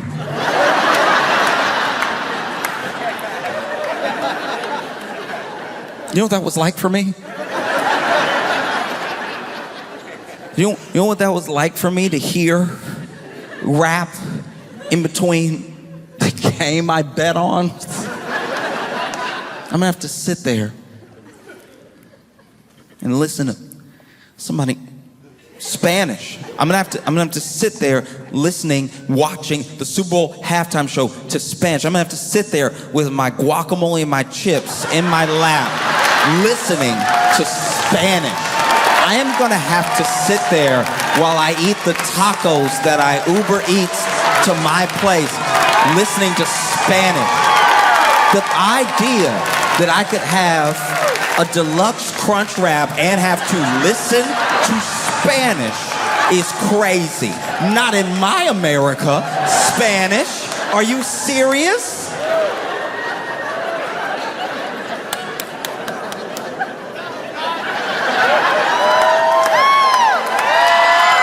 I can't believe I'm gonna have to listen. I want all the Spanish in my mouth. I don't want it in my ear. Which has like pretty much been the approach of a large portion of the U.S. for a long time. So much of the culture, so much of what people like about a culture that they're willing to take in, they try to do as best as possible to the exclusion of the people that the culture's actually from, right? So you'll see how people of Latin descent have been treated in this country the entire time while we fall in love with more and more and more and more of their stuff. You know what I mean? And it's something that obviously happens to black people. It's something that's happened to Asian Americans and everything, but it's something that doesn't always get addressed is that if you loved what we make, then just love us. We made it. You know what I mean? Like, it's a crazy thing. It's a crazy thing to love almost every aspect of a culture and then meet the person who created that culture and be like, I don't know if I trust you though. I just kind of want all your stuff at my house. It's like, oh, I love that thing that you do. I'd probably just take it. What if I took it and then pretend it was mine? Wouldn't that be dope? What if I take it so hard that one day I tell you about it? No, I tell you about it and then I tell you you're doing it wrong because it's actually... No, what if you have your entire culture with a different understanding of everything, a different understanding of the world because it's from a different lens and it's also from perspective of a people who have built a very rich heritage and everything. And what if one day I stop by and I'm like, oh, that looks cool, I'll take some of that. And then when I say it back to you and you're like, that's actually not how you say it, I'm like, I think I know how to say it.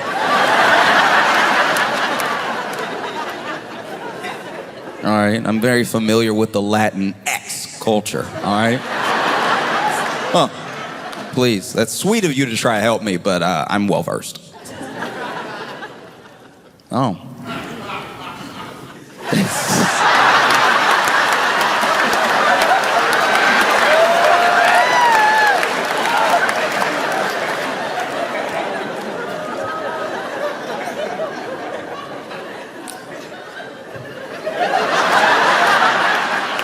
That's wild, because that was the laugh. All right.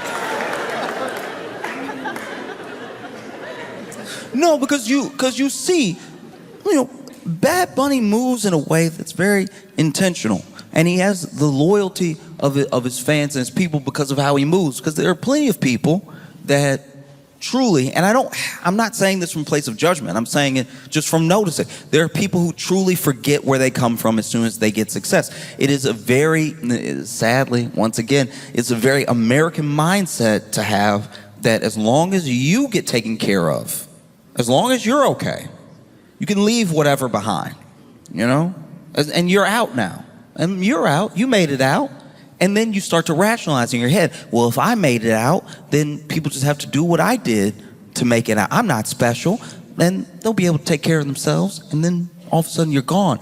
And there's not a real building of community. There's no upward mobility for the people around you. You just up and went, right? And look, it's also a very hard thing to do to try to bring everybody with you. Plenty of people have gone bankrupt trying to do so. You see us like, and I've done it from time to time. I'm not innocent of this thing. So once again, I'm not judging. But you see us with entertainers and athletes, we'll judge them for like going broke quickly, and we always make the assumption it was because they made stupid decisions. Maybe they bought one chain, and then we're like, well, they were out here buying chains, and so now they're broke, and so. But more often than not, what happens, and what a lot of people don't talk about, what a lot of people don't give them credit for, is one of the reasons that they went broke is that this new money, it's a lot of money, but this new money tried to bring everyone with them at the same time. We're not able to set up systems for everybody to succeed. And so then everybody was broke in like 5 years' time. It's because of their heart that they were broke. It's because of their intention to try to bring everybody with them that they aren't in some mansion somewhere, Essentially, you had something like that happen to MC Hammer. There were a lot of people that hear how much money MC Hammer made and then how much he lost, and they thought to themselves, oh, he must have been balling out or something. He probably deserved to lose all that money. Then you hear interviews with MC Hammer. He talks about his business and everything. He talks about the people that he hired. This man hired family. He hired friends from the hood. Just try to give them jobs, either to keep them out of trouble or just get them some money because he knew that they would do the right things with their money. But he's one man. He's one man, and eventually you can't have all these people on the payroll. You can't have all this money going out when not enough is coming in, when not enough is coming back, and so eventually you do lose everything. So it's an admirable thing, and it's a smart thing to say, hey, if you want to see me, come spend your money here. Come to Puerto Rico. You can come do the shows. Anybody can come. We'll have a good time here. You see Bad Bunny thinking ahead. I'm not going to do shows in a place that has these like ICE raids and everything. Because also in Chicago, there was an ICE raid of this apartment complex. And in the apartment complex, they grabbed everybody. They grabbed everybody in the worst way. They zip-tied kids. Some kids, scared, crying, terrified. Nobody knew what was happening. They entered the building with flashbangs and everything, all because they said that they were there for, I think, like 6 members of some gang. Trend Day Aragua. I'm trying to pronounce it the way the president pronounces it. Trend Day Aragua. They were there for them. And look, I don't don't even know if that's true because apparently they didn't show anybody any warrants, you know? So maybe that's just something they said for later after they went ahead and did the raid, but they zip tied, they held black and brown people alike, you know? And that's the other thing. It's like pretending that somebody's fight is not your fight is only going to work for so long. Like pretending something is not your problem will make it your problem very soon. Because already Supreme Court has pretty much ruled that ICE can profile so they can grab who they need to grab, right? And it's like, okay, well, what does an American look like to the people who are grabbing people? You know what I mean? Because, I don't know, I feel like I have some pretty good diction. But I could probably still get zip ties. You know, if we're going off of looks, it won't really matter that I'm like, sir, please, I'm an American citizen.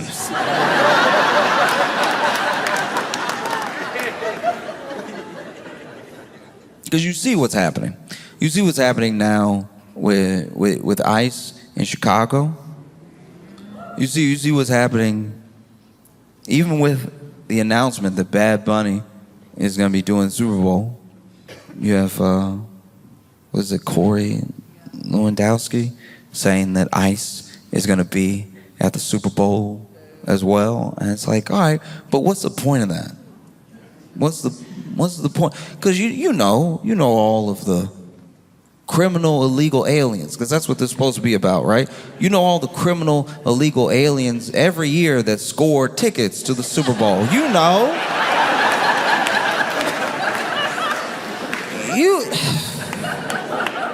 You can't swing a stick without running into a criminal illegal alien with Super Bowl tickets.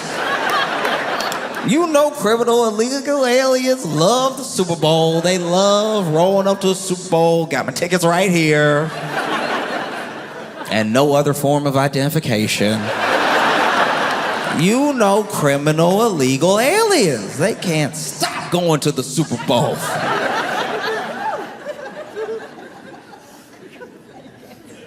In fact, every year I'm like, when are they gonna do something about these criminal illegal aliens enjoying the game while I'm sitting at home because the tickets are like $10,000 just to see. Can't stand criminal illegal aliens having all the money. And using it on the Super Bowl. That's an irresponsible purchase. You're not even supposed to be here, Mr. Criminal Illegal Alien, and you going to the Super Bowl instead of hard-working Americans that can't afford to go to the Super Bowl. And we should know that, like, no one is coming to save us in that way. This is everybody's problem, and there's not enough of a travesty. There won't be enough rights that are violated. There won't be enough unconstitutional things happening that's just going to make the people doing it go, whoops. That's not going to happen. They're not just going to stop. You know, they zip-tied kids. Kids who were born here. Because this was never about what they said it was about. You know? I look at ICE the way I look at, like, season 6 of Ghost Hunters.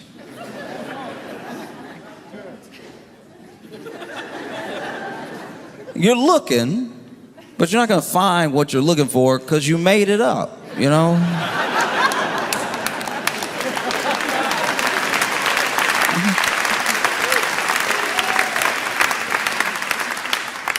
It's a very scary thing. Because don't get me wrong, look, plenty of ICE agents are over here masked up, top to bottom, can't identify who they are. It's not like they're wearing a badge. It's not like they have their name, you know, all over them or just on the front or anything like that. And some of them clearly built like stormtroopers. And then some are built some are built like mall cops. Like there's a couple. I don't know if you saw that video of that young man that was running from ICE and hopped on his bike and rode away, but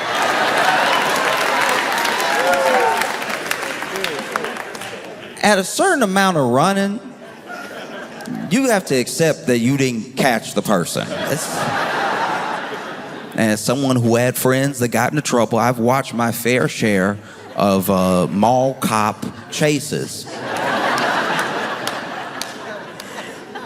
And these mall cop chases, you know, I don't have them on my phone. They're from memory. They're up here.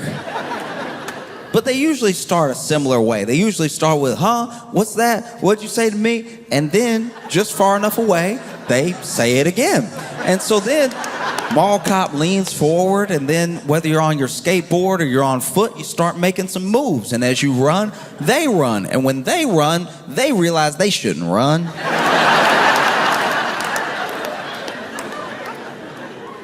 It's a battle. It's a battle for them to run, and you can tell because the kick. Okay, I'm not a runner.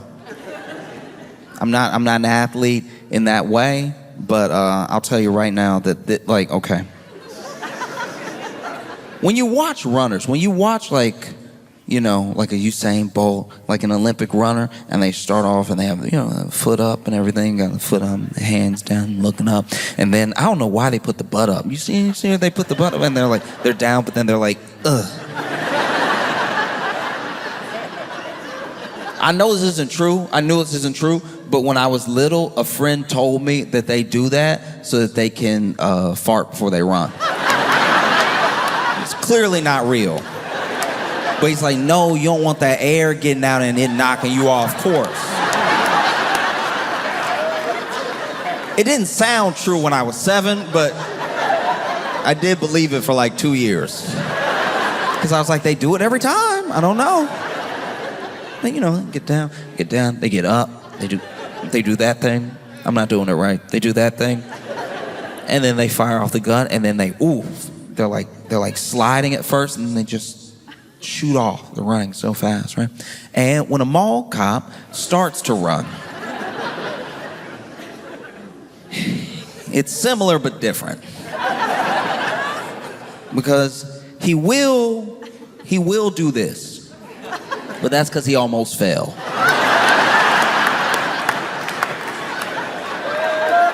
He got knocked off balance reaching for you. All right? So now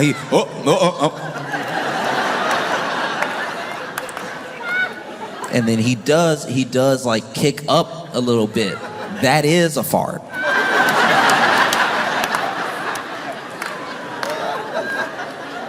And then he starts to take off and chase you. The problem is, I don't know what happens. I don't know what happens when you take up the badge of mall enforcer. I don't know what happens to your right foot. I don't know what happens to your left foot. But they stop speaking to one another. And in these mall cop chases, I've seen plenty of them kick off, up. Into a food court table. And that's what it looked like, because my man kicked off on the bike and he wasn't even pedaling fast at first. Still seemed like he was talking. Do you know how embarrassing that is to run after somebody who isn't even breaking enough of a sweat to stop talking to you? And then they also ran after this man for too long. At a certain amount of somebody getting away, you gotta just let them get away. The clip became more embarrassing because they kept running. I'm like, now he on the bike, now he pedaling. You didn't catch him when he was pushing a bike. You're not gonna catch him when he's on a bike. There's a huge difference between those two things. Pushing a bike, he all encumbered. He gotta figure out when to like throw the leg over and everything. Now he's on the bike, he's gone. He's gone. The only thing that could make that video more perfect is that dude,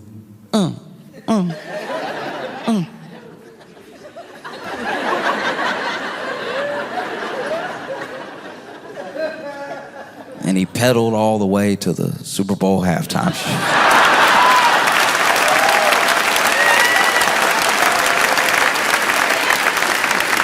Anaheim, y'all been phenomenal. Thank you so much.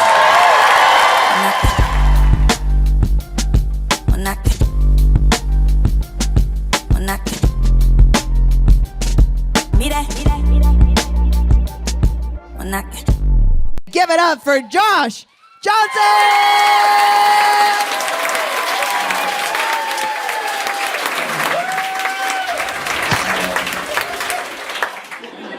Before I came here in San Francisco, there was a pirate.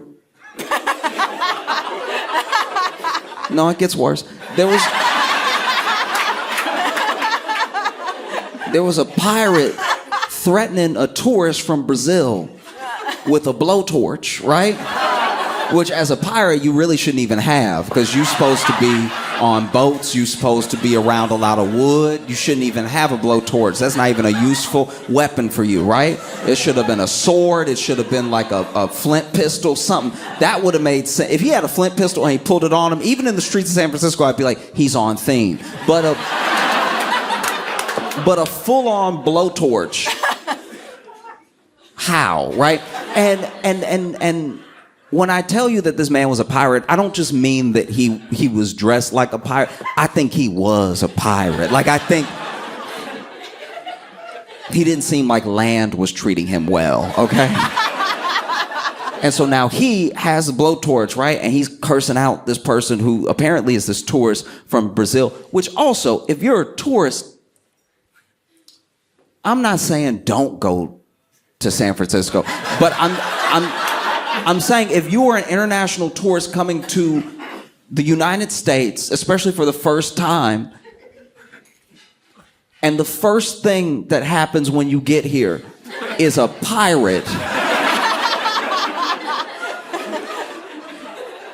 A pirate roll up on you with a blowtorch, which in any language is confusing, by the way. Like, you don't need to be speaking English to understand that this is a wild scenario that's happening right now, right?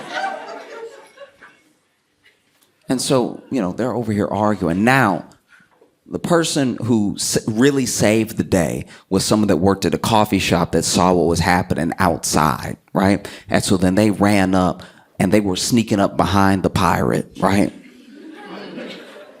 Getting real. Yeah, and it was one of those sneak ups where I was like, ooh, if he turned around, you cooked. Like, if he turned around, because he was quick with it, but he was very smooth with all his movements. But it took him a while to like get close, right? Like he was. You know what it looked like to me? Okay, like when you go to the zoo and something went wrong, and so then one of the zookeepers like trying to get them back in the cage. Or they trying to like let them know that kid in front of you, that's not food, but they getting close real slow. Like they're just like,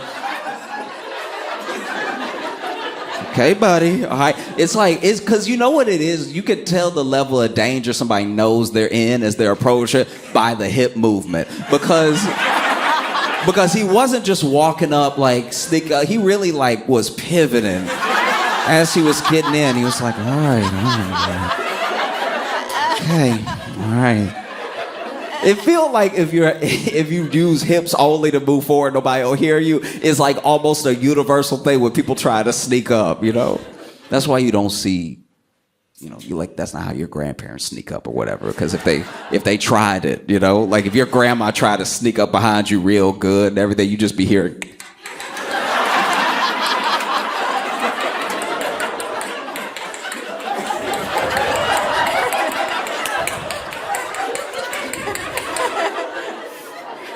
So she's like, I'm gonna have to lean, right? But anyway, this dude is like sneaking up behind him, getting real close, and in an instant, snatches the blowtorch and runs off, right? So now we've sort of neutralized the main threat. But the pirate was like, you think I need that blowtorch? I'm a pirate in San Francisco.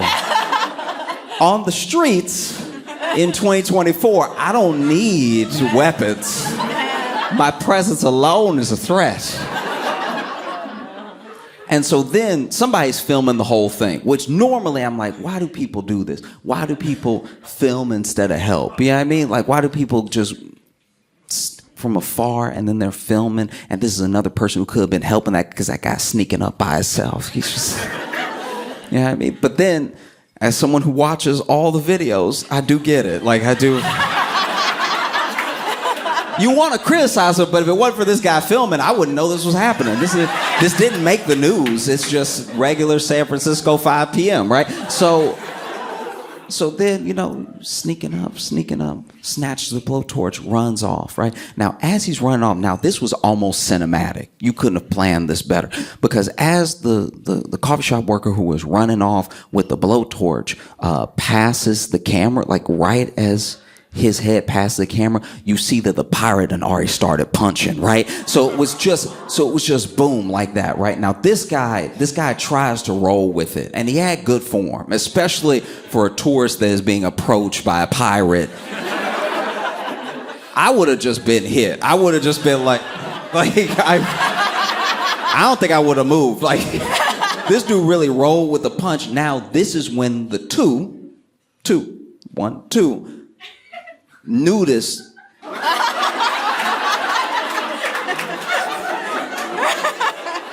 come into the picture, right? Because there were some nudists that were there anyway. They were gonna be naked no matter what.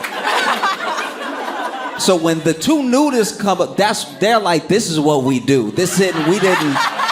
We didn't get, because a part of you, if you don't know anything about the culture, you thinking like, oh, they see a pirate, they're like, it must be safe to get naked. They just let you do whatever you want. So they were naked anyway, right? So then one of the nudists sees what just happened, sees that this tourist has been assaulted by this pirate. So then he run up and come in with his, it was really beautiful sequence, because basically the pirate was like, bow, right? And then the nudist comes up and it's like, bow. And then when the nudist swings, okay, so the nudist hit so hard that he did lose his footing, right? So then him and the pirate both fall. And now this is the first point in time where the pirate looks like somebody in this scenario is more uncomfortable than me, right? Like because you see, okay, so the pirate punches that dude and he's clearly like having his own journey, right? But what snaps him back to reality in a moment's time is not only being hit by the nudist, but when they both fall, you can see the pirate. Okay, so the pirate his back is to the camera and you can't really hear him, but you can hear this little like, and then him and the nudist are getting up. Now, if you think, I try to put myself in the mindset of everybody involved in the video, right? Because there's a lot going on, you know? We already got this hero who snatched the blowtorch. Now, this person, we don't know how long they've lived in San Francisco. We don't know how long they worked at the coffee shop. We don't know how long they've known this pirate, right? But the way they sprung into action, you could tell it was like, I have to do something, right? They took it upon themselves. Now, as the tourist, I've already mentioned, you being accosted by this pirate, that's weird enough to make a person freeze, right? But for a second, I want all of us to put ourselves in the mind of the pirate, all right? Because the pirate, we don't know exactly what was going through this individual's mind, but we know it was something to do with maybe this tourist, maybe he thinks this tourist stole some of his booty, maybe he thinks maybe the tourist is standing on the X that he's trying to dig right now. We don't know what's going through his mind, okay? All we know is that he feels emboldened enough and passionate enough to start swinging. And as soon as he starts swinging, he gets a right cross from out of nowhere. He doesn't know anybody else is in this situation with him except this guy. And so then he gets his right cross, so he fall, and then the person that hit him also fall. And then when he looks forward, he sees a naked man.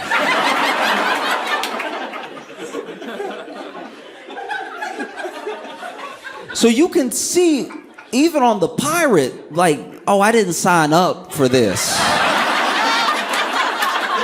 This is too much. I don't. Wouldn't that be funny if the pirate was like, I'm a Christian. I don't really.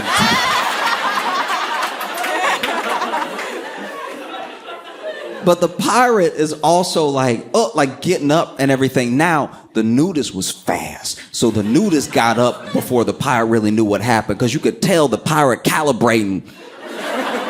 Like, when did he get naked? Was he always naked behind me? You could tell the pirate got other stuff on his mind. So he tried to get up, but he's also like, when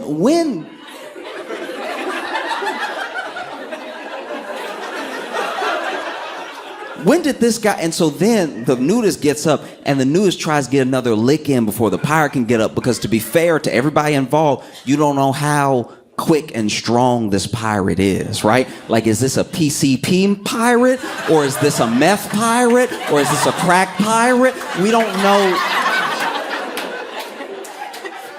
There are categories, and we don't know which one he falls into. You got your first lucky shot on him, and that didn't knock him out, so now you're in trouble, right? So the nudist gets up quick, and when the nudist, okay, he goes to do this thing that you really only see happen in like bus fights, where the pirate's still on the ground, and he tries to do a little like bow, like he tries to do like an uppercut as he's getting up, and I think he misses. He either missed or it didn't faze the pirate at all. He probably got hit and was still like, where did this guy come from?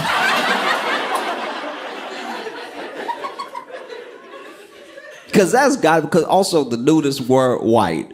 And so it's on top of seeing a naked man, you just seeing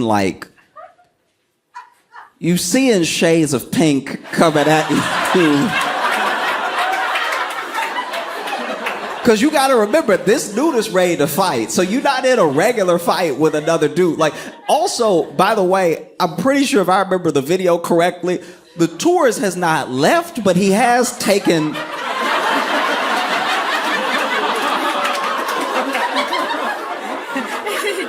He's taking the position of an audience member. He's just like, yeah, he's crazy.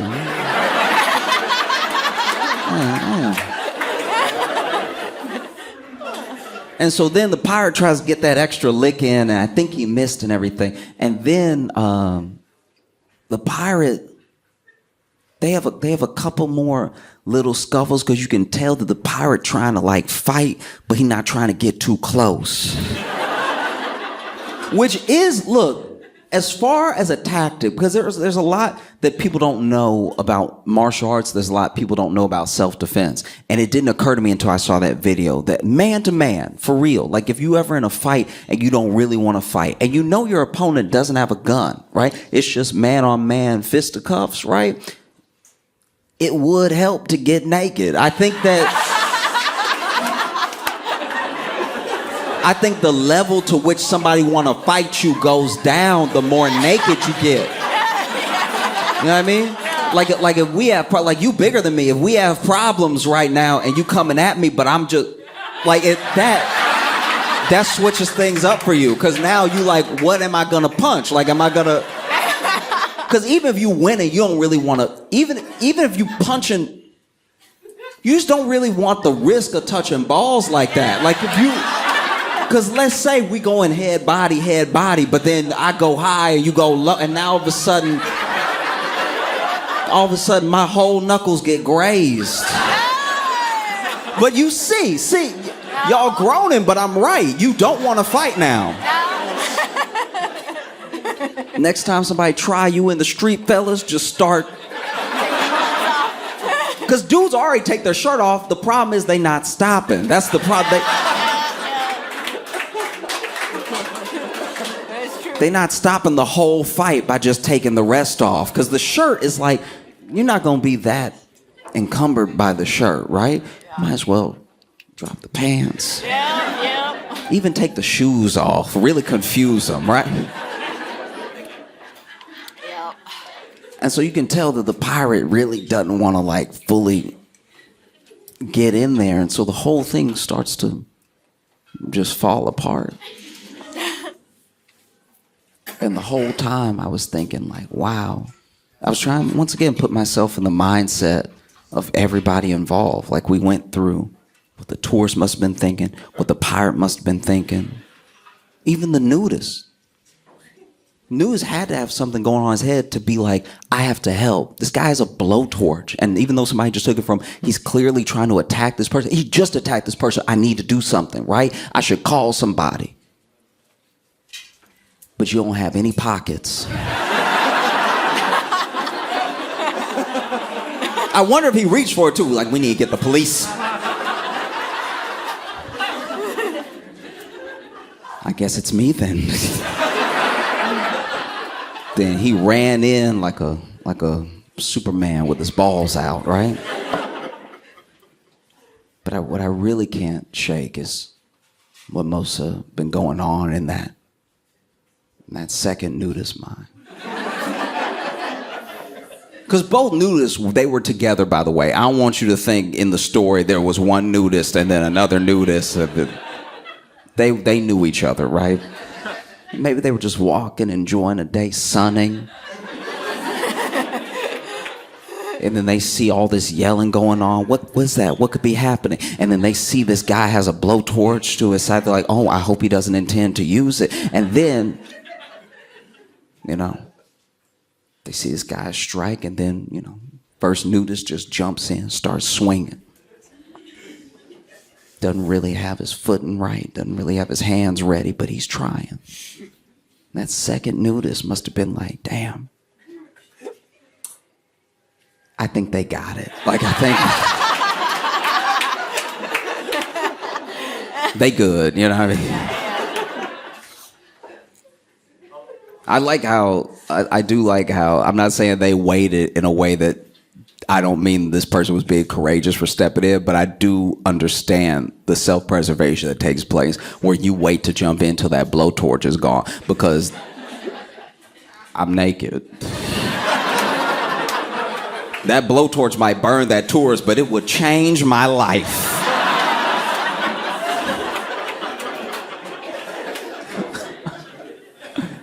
Yeah. No, it's wild stuff.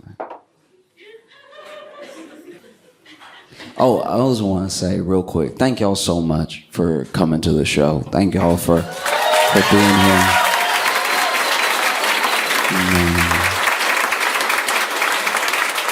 Thank you for an amazing weekend and everything. I don't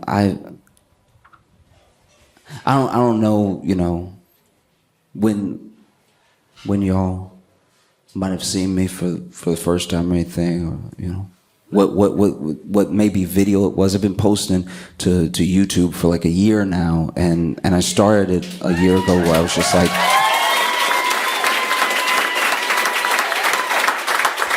just sharing like my thoughts on things, sharing my jokes, feelings on stuff, and I appreciate it because it really, I don't know, that was the thing that really turned everything around, and I got to, in some ways, like meet you, and now I'm getting to meet you for real, and I appreciate this opportunity because it's like, I don't know when you may have seen your first video, or if you even know who I am. You might be like, she brought me. Like, that's also very fair. I will not be offended at all, right? But I appreciate you, for real. I appreciate you taking a chance on me and coming here to have a good time and letting me talk to you and everything. I've done lots of shows that were not. I've done shows where they didn't know I was coming, right?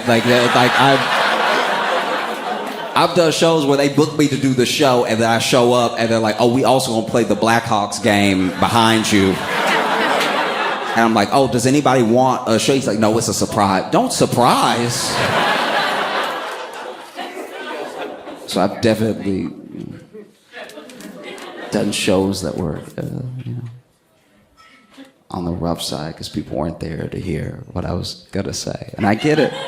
I do get it. That's why I don't take anything lightly, that I get to be here in front of you. And everything that I say, I'm not always going to be perfect, but I try to be thoughtful about what I'm saying, you know? And I think sometimes when you bring something up, because you do comedy, people think whatever you bring up, you're making light of to trash it, or you're making. That's why sometimes people get uncomfortable when you talk about anything and you're a comic. They're like, oh, this person's gonna be shitty, right? They're gonna be shitty about a thing that I care about. And just because I'm talking about something doesn't mean I'm belittling it, right? Like there's a lot of stuff that I take very seriously, but I still feel like I need to talk about because conversation is important, you know? And oh, thank you. I appreciate it. Thanks. We'll see. It's been a scary day, you know? It has. It's like, I hope you're not finding out from me.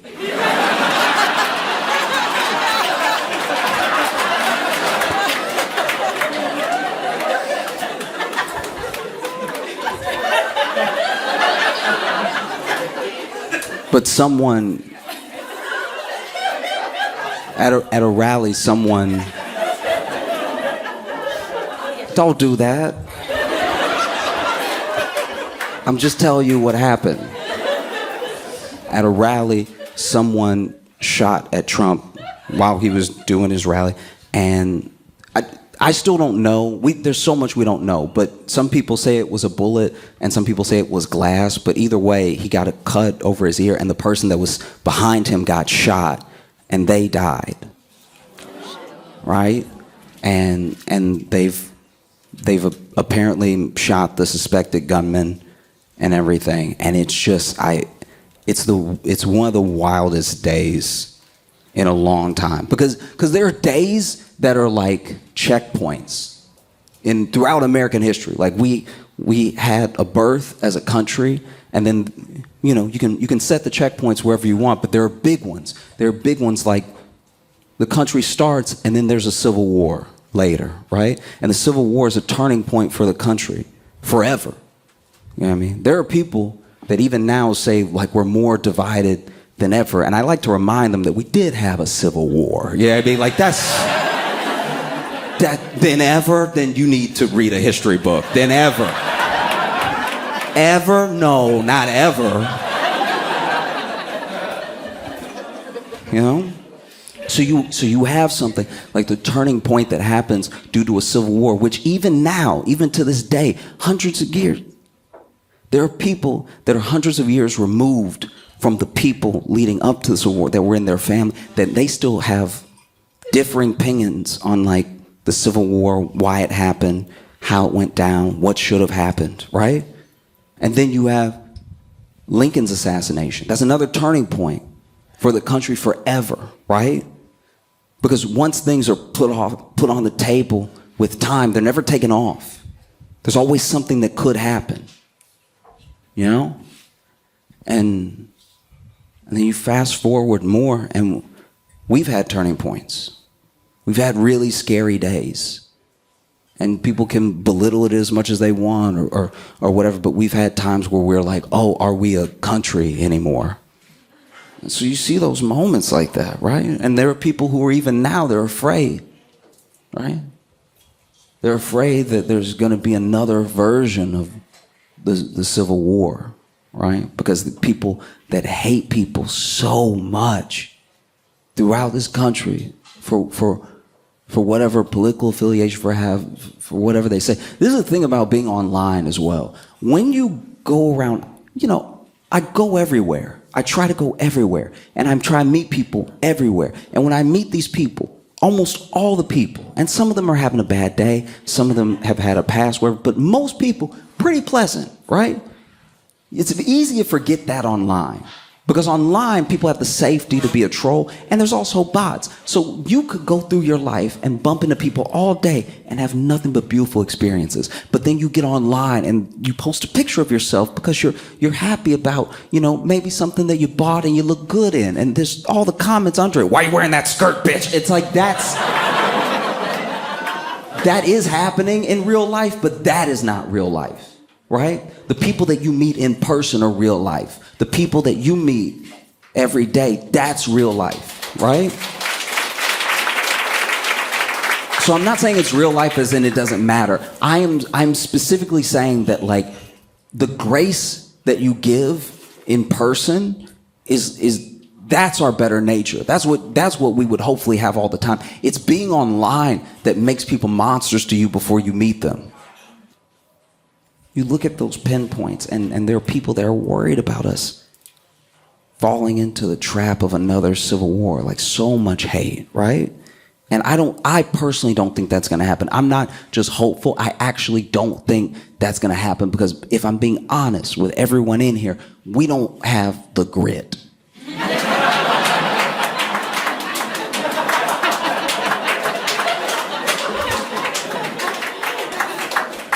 I'm not saying that there aren't people with guns. I'm not saying that people have murderous intentions for their fellow Americans. I'm saying that as a country,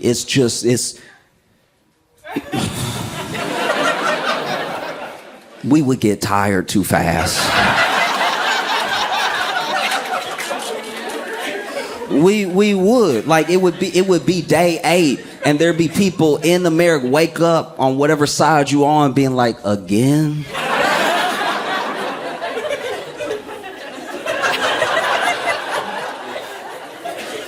No, I'm not saying that violence is impossible, and I pray it doesn't happen. I pray even more now that it doesn't happen than I did before. But I think that it's not going to split up the way that it did. You got to remember, the country was full of colonies, and travel was difficult. So when the country split and we had our full-on civil war, it was a different time, truly, right? And now you have family that lives here, you have family that lives over there, you have family who's moving.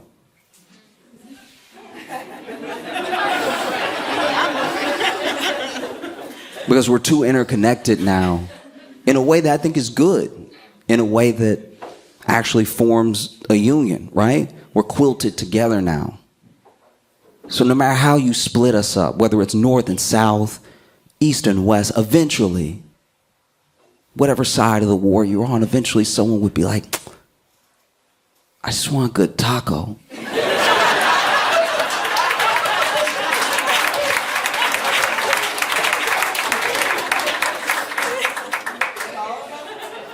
You know, I believe what I believe in, whatever, but I cannot have another bagel. I am stopped up. For my health, I can't do it.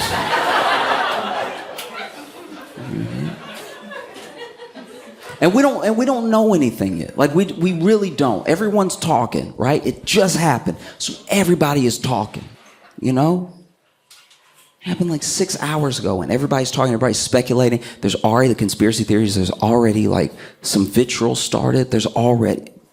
We don't know, and we can't act like we know just because we feel a lot, right?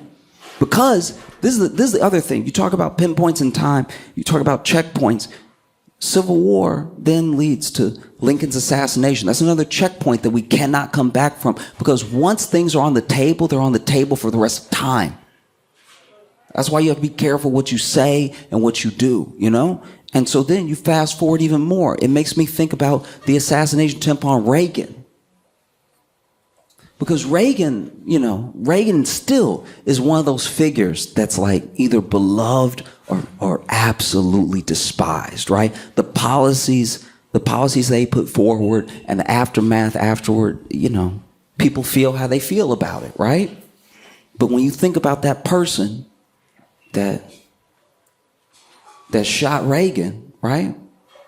We were in a different time of division back then. It was still pretty, relatively civil, relatively ideal by today's standards, right? But let's say we had lost our minds then and been like, oh, this is a plot, this is an inside job, this is a conspiracy. Let's say we lost our minds when Reagan got shot, and then you actually talk to the shooter, and then you find out why he did it. He's like, oh, I just wanted Jodie Foster to like me.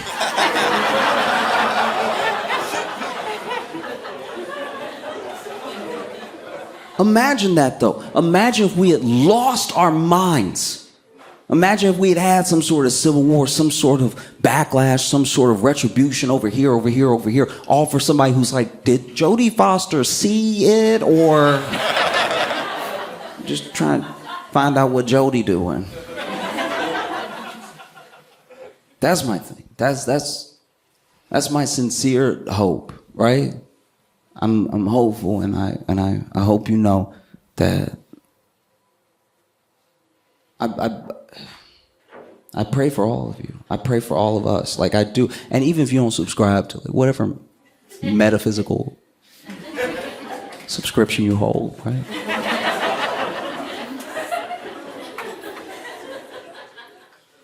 You know?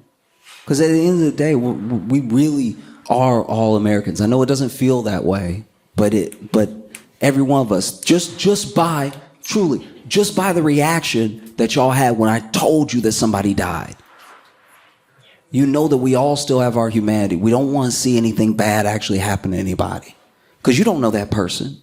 You don't know anything about the person that died today, but you know that they were an American, and you know they were a human being, right? And so I think that what I've decided when it happened, and I can only speak for me, I'm not going to tell you what to do.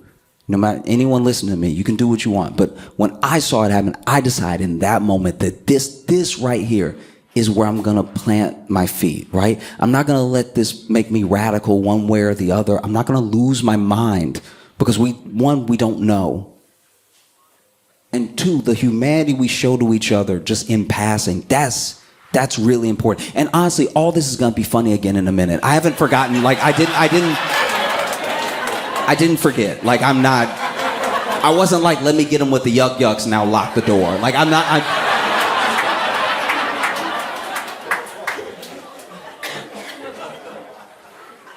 I just hope, like my sincere hope is that this can be the thing that like scares us straight.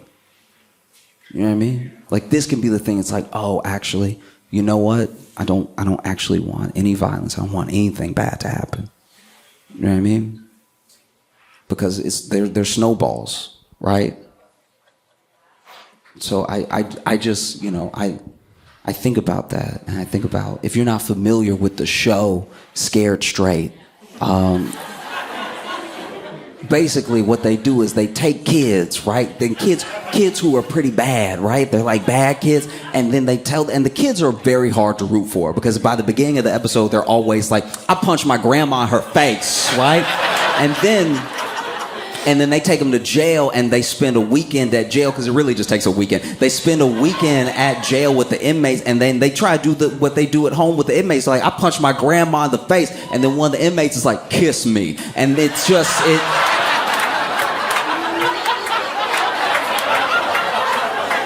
it changes, right? It changes the vibe. And I'm not saying it works for every kid, by the way. I'm not saying that this is a foolproof thing. We can talk about child psychology however you want, but I'm saying for the kids that it does work for, it was actually something bad happening that woke them up, right?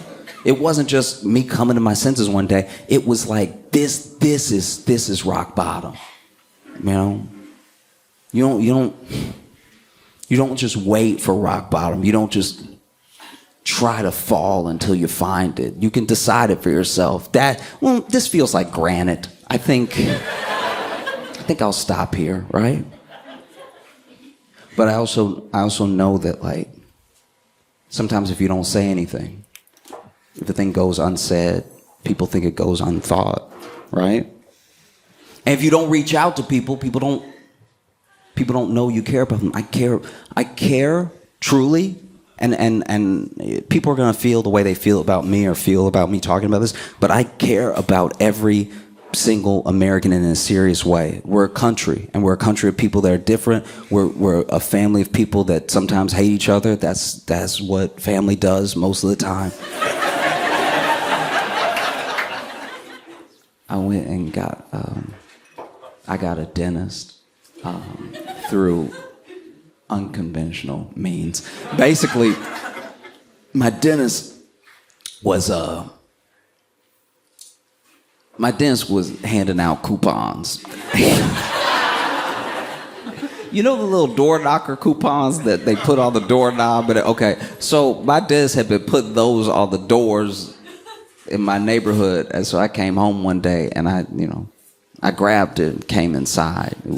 It was that and 2 pizza coupons, and And I was reading it. I really don't even remember what the deals were, but this is when everybody was trying to make everything a coupon, like in 2013, 14, when everybody was like Groupon was big and all this stuff like that. Like, you know, I don't remember what the deals were, but it was like 2 teeth get 1 free. Whatever it was, I don't remember. All I remember is there was a teeth cleaning on there. And so I was like, oh, okay, I'm gonna go get my teeth cleaned at my new dentist, you know, because if this dentist has coupons, this is the dentist for me. I have no money.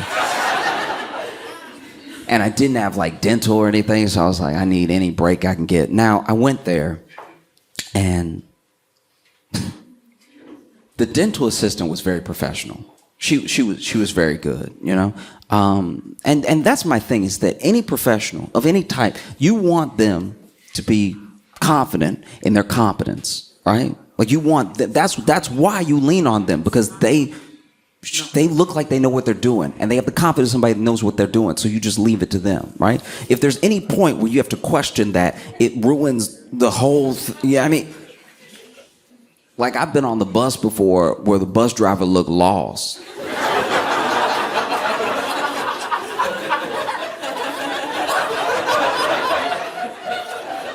And I'm sitting, I'm like, why is he checking his phone? Like, but I'm in this dentist office. The dental assistant is amazing, and she's, you know, very quick, and she's asking me the questions. They even do the x-ray of my teeth where they put the thing in their mouth. They're like, doo, doo, doo, doo. That's your teeth, right? Like, she did all that stuff. And then my dentist comes in. And my dentist, my new dentist, walks in. And he is very clearly missing a tooth.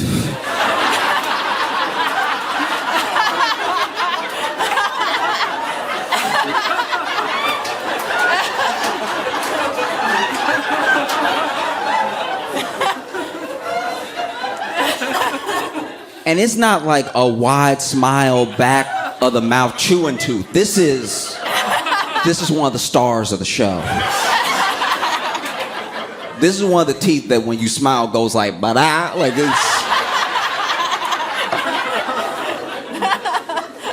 And so he missed, I don't know how to describe this, but he missing the tooth hard. Like he might as well be missing 2 teeth the way he missing this tooth, because it's not a center tooth, but it's one of those teeth where because it's missing, I don't know how big it should be, so it feel like he missing the whole front row. Like it's very distracting, right? And so then he come in, and I don't know if it was recent that he lost his tooth or something, but the space in relation to his tongue is causing some slippage, and it's making him lisp, right?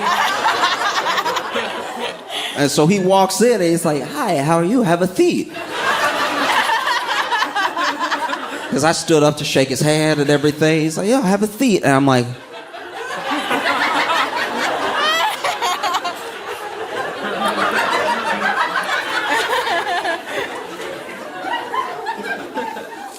and then this dude is like, so he's sitting next to me, right? And he's talking, and he's asking me all the questions. And then it's like, how much do you floss?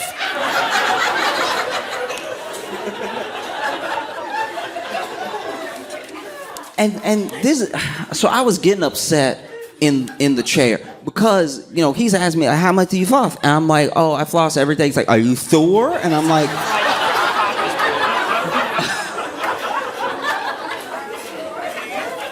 I got so upset. I didn't say this out loud. I said it in my head, but I was like, okay, but which one of us is missing? You know what I mean? Like, how dare you question what I'm doing over here when I'm working with a full set? You know what I mean? Like that. That's why. Are you sore? Like, I was like, that's unacceptable. Because he was getting snippy with it, which I didn't like. That's attitude, right? And so then I'm like, yeah, I'm sure. And then I don't like how he's going about it, because you know how the dentist will, sometimes the dental assistant will do it, but sometimes the dentist specifically will go through with the floss again and go over the dental assistant's work, if they didn't feel like they did it right. And then he was grabbing all the tools, you know, like the little sharp, little poke, the tools of the devil, right? He was grabbing all of them and he was in my mouth and everything. And I don't know how to describe this, but I don't like, he being rough with my mouth, you know what I mean? And he being rough in a way that's like, you know, like when you driving and somebody got a beat up car, so they driving reckless because they don't care. They don't care anymore what happens to their car, so they might as well bust up your car because their car's already doomed, right? And you'll see it'll be like a busted tail light and just no bumper at all, and they taking some real risks without turning lights on, right? They won't have that blinker on at all. They just be picking whatever lane they want because they're like, hit me, I dare you, right? Hit me. You might knock something back right. You'll be doing me a favor. Go ahead and hit me, okay? And so that's how he's being in my mouth, because he's really like going hard, and then he gets to the tooth on me that he missing, and he really give it a, and I'm like,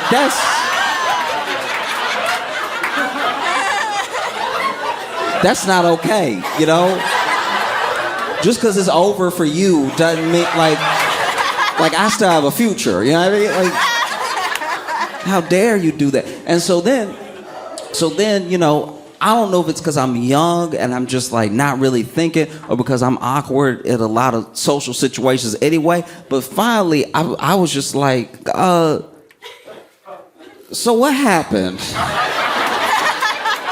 just happened? And then this man had the nerve to go, what, this?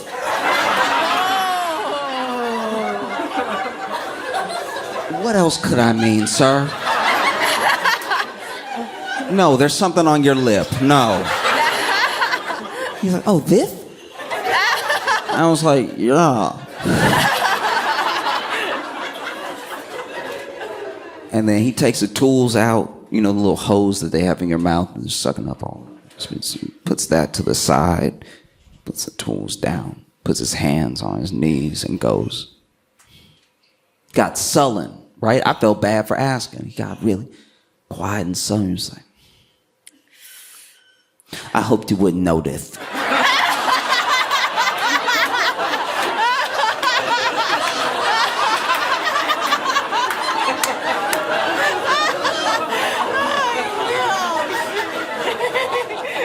Sir, you came in here teeth first.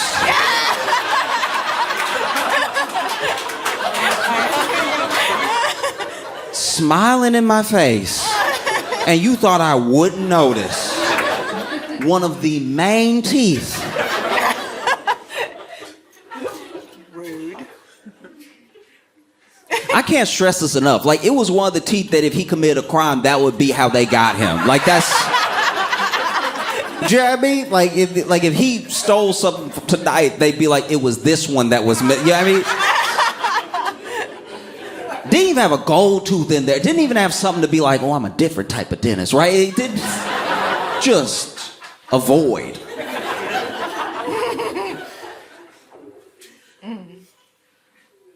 And it was big enough I could see through, like I could see his throat. Like it was... He got sullen and he was like,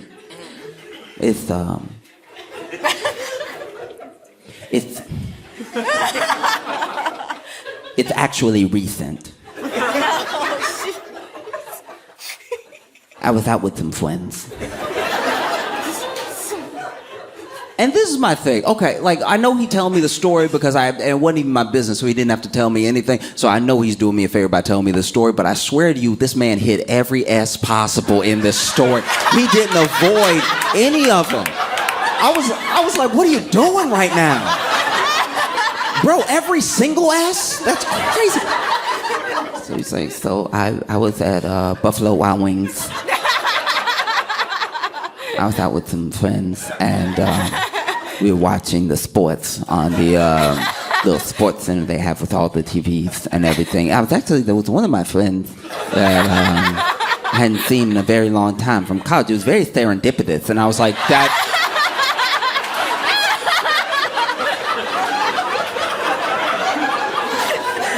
Don't do that. You didn't need that one at all. That was. You could have said fortunate. That.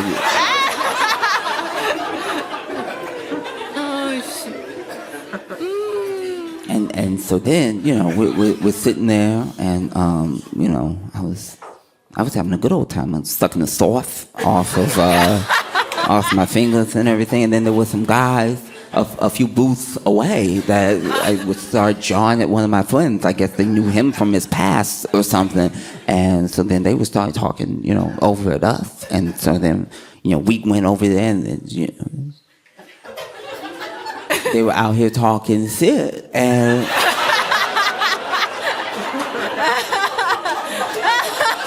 it's like truly some of the most Chicago shit I've ever heard in my life, because these like out here talking shit, and then, you know, I went ahead and I popped one in their mouth, and then he popped me right back, and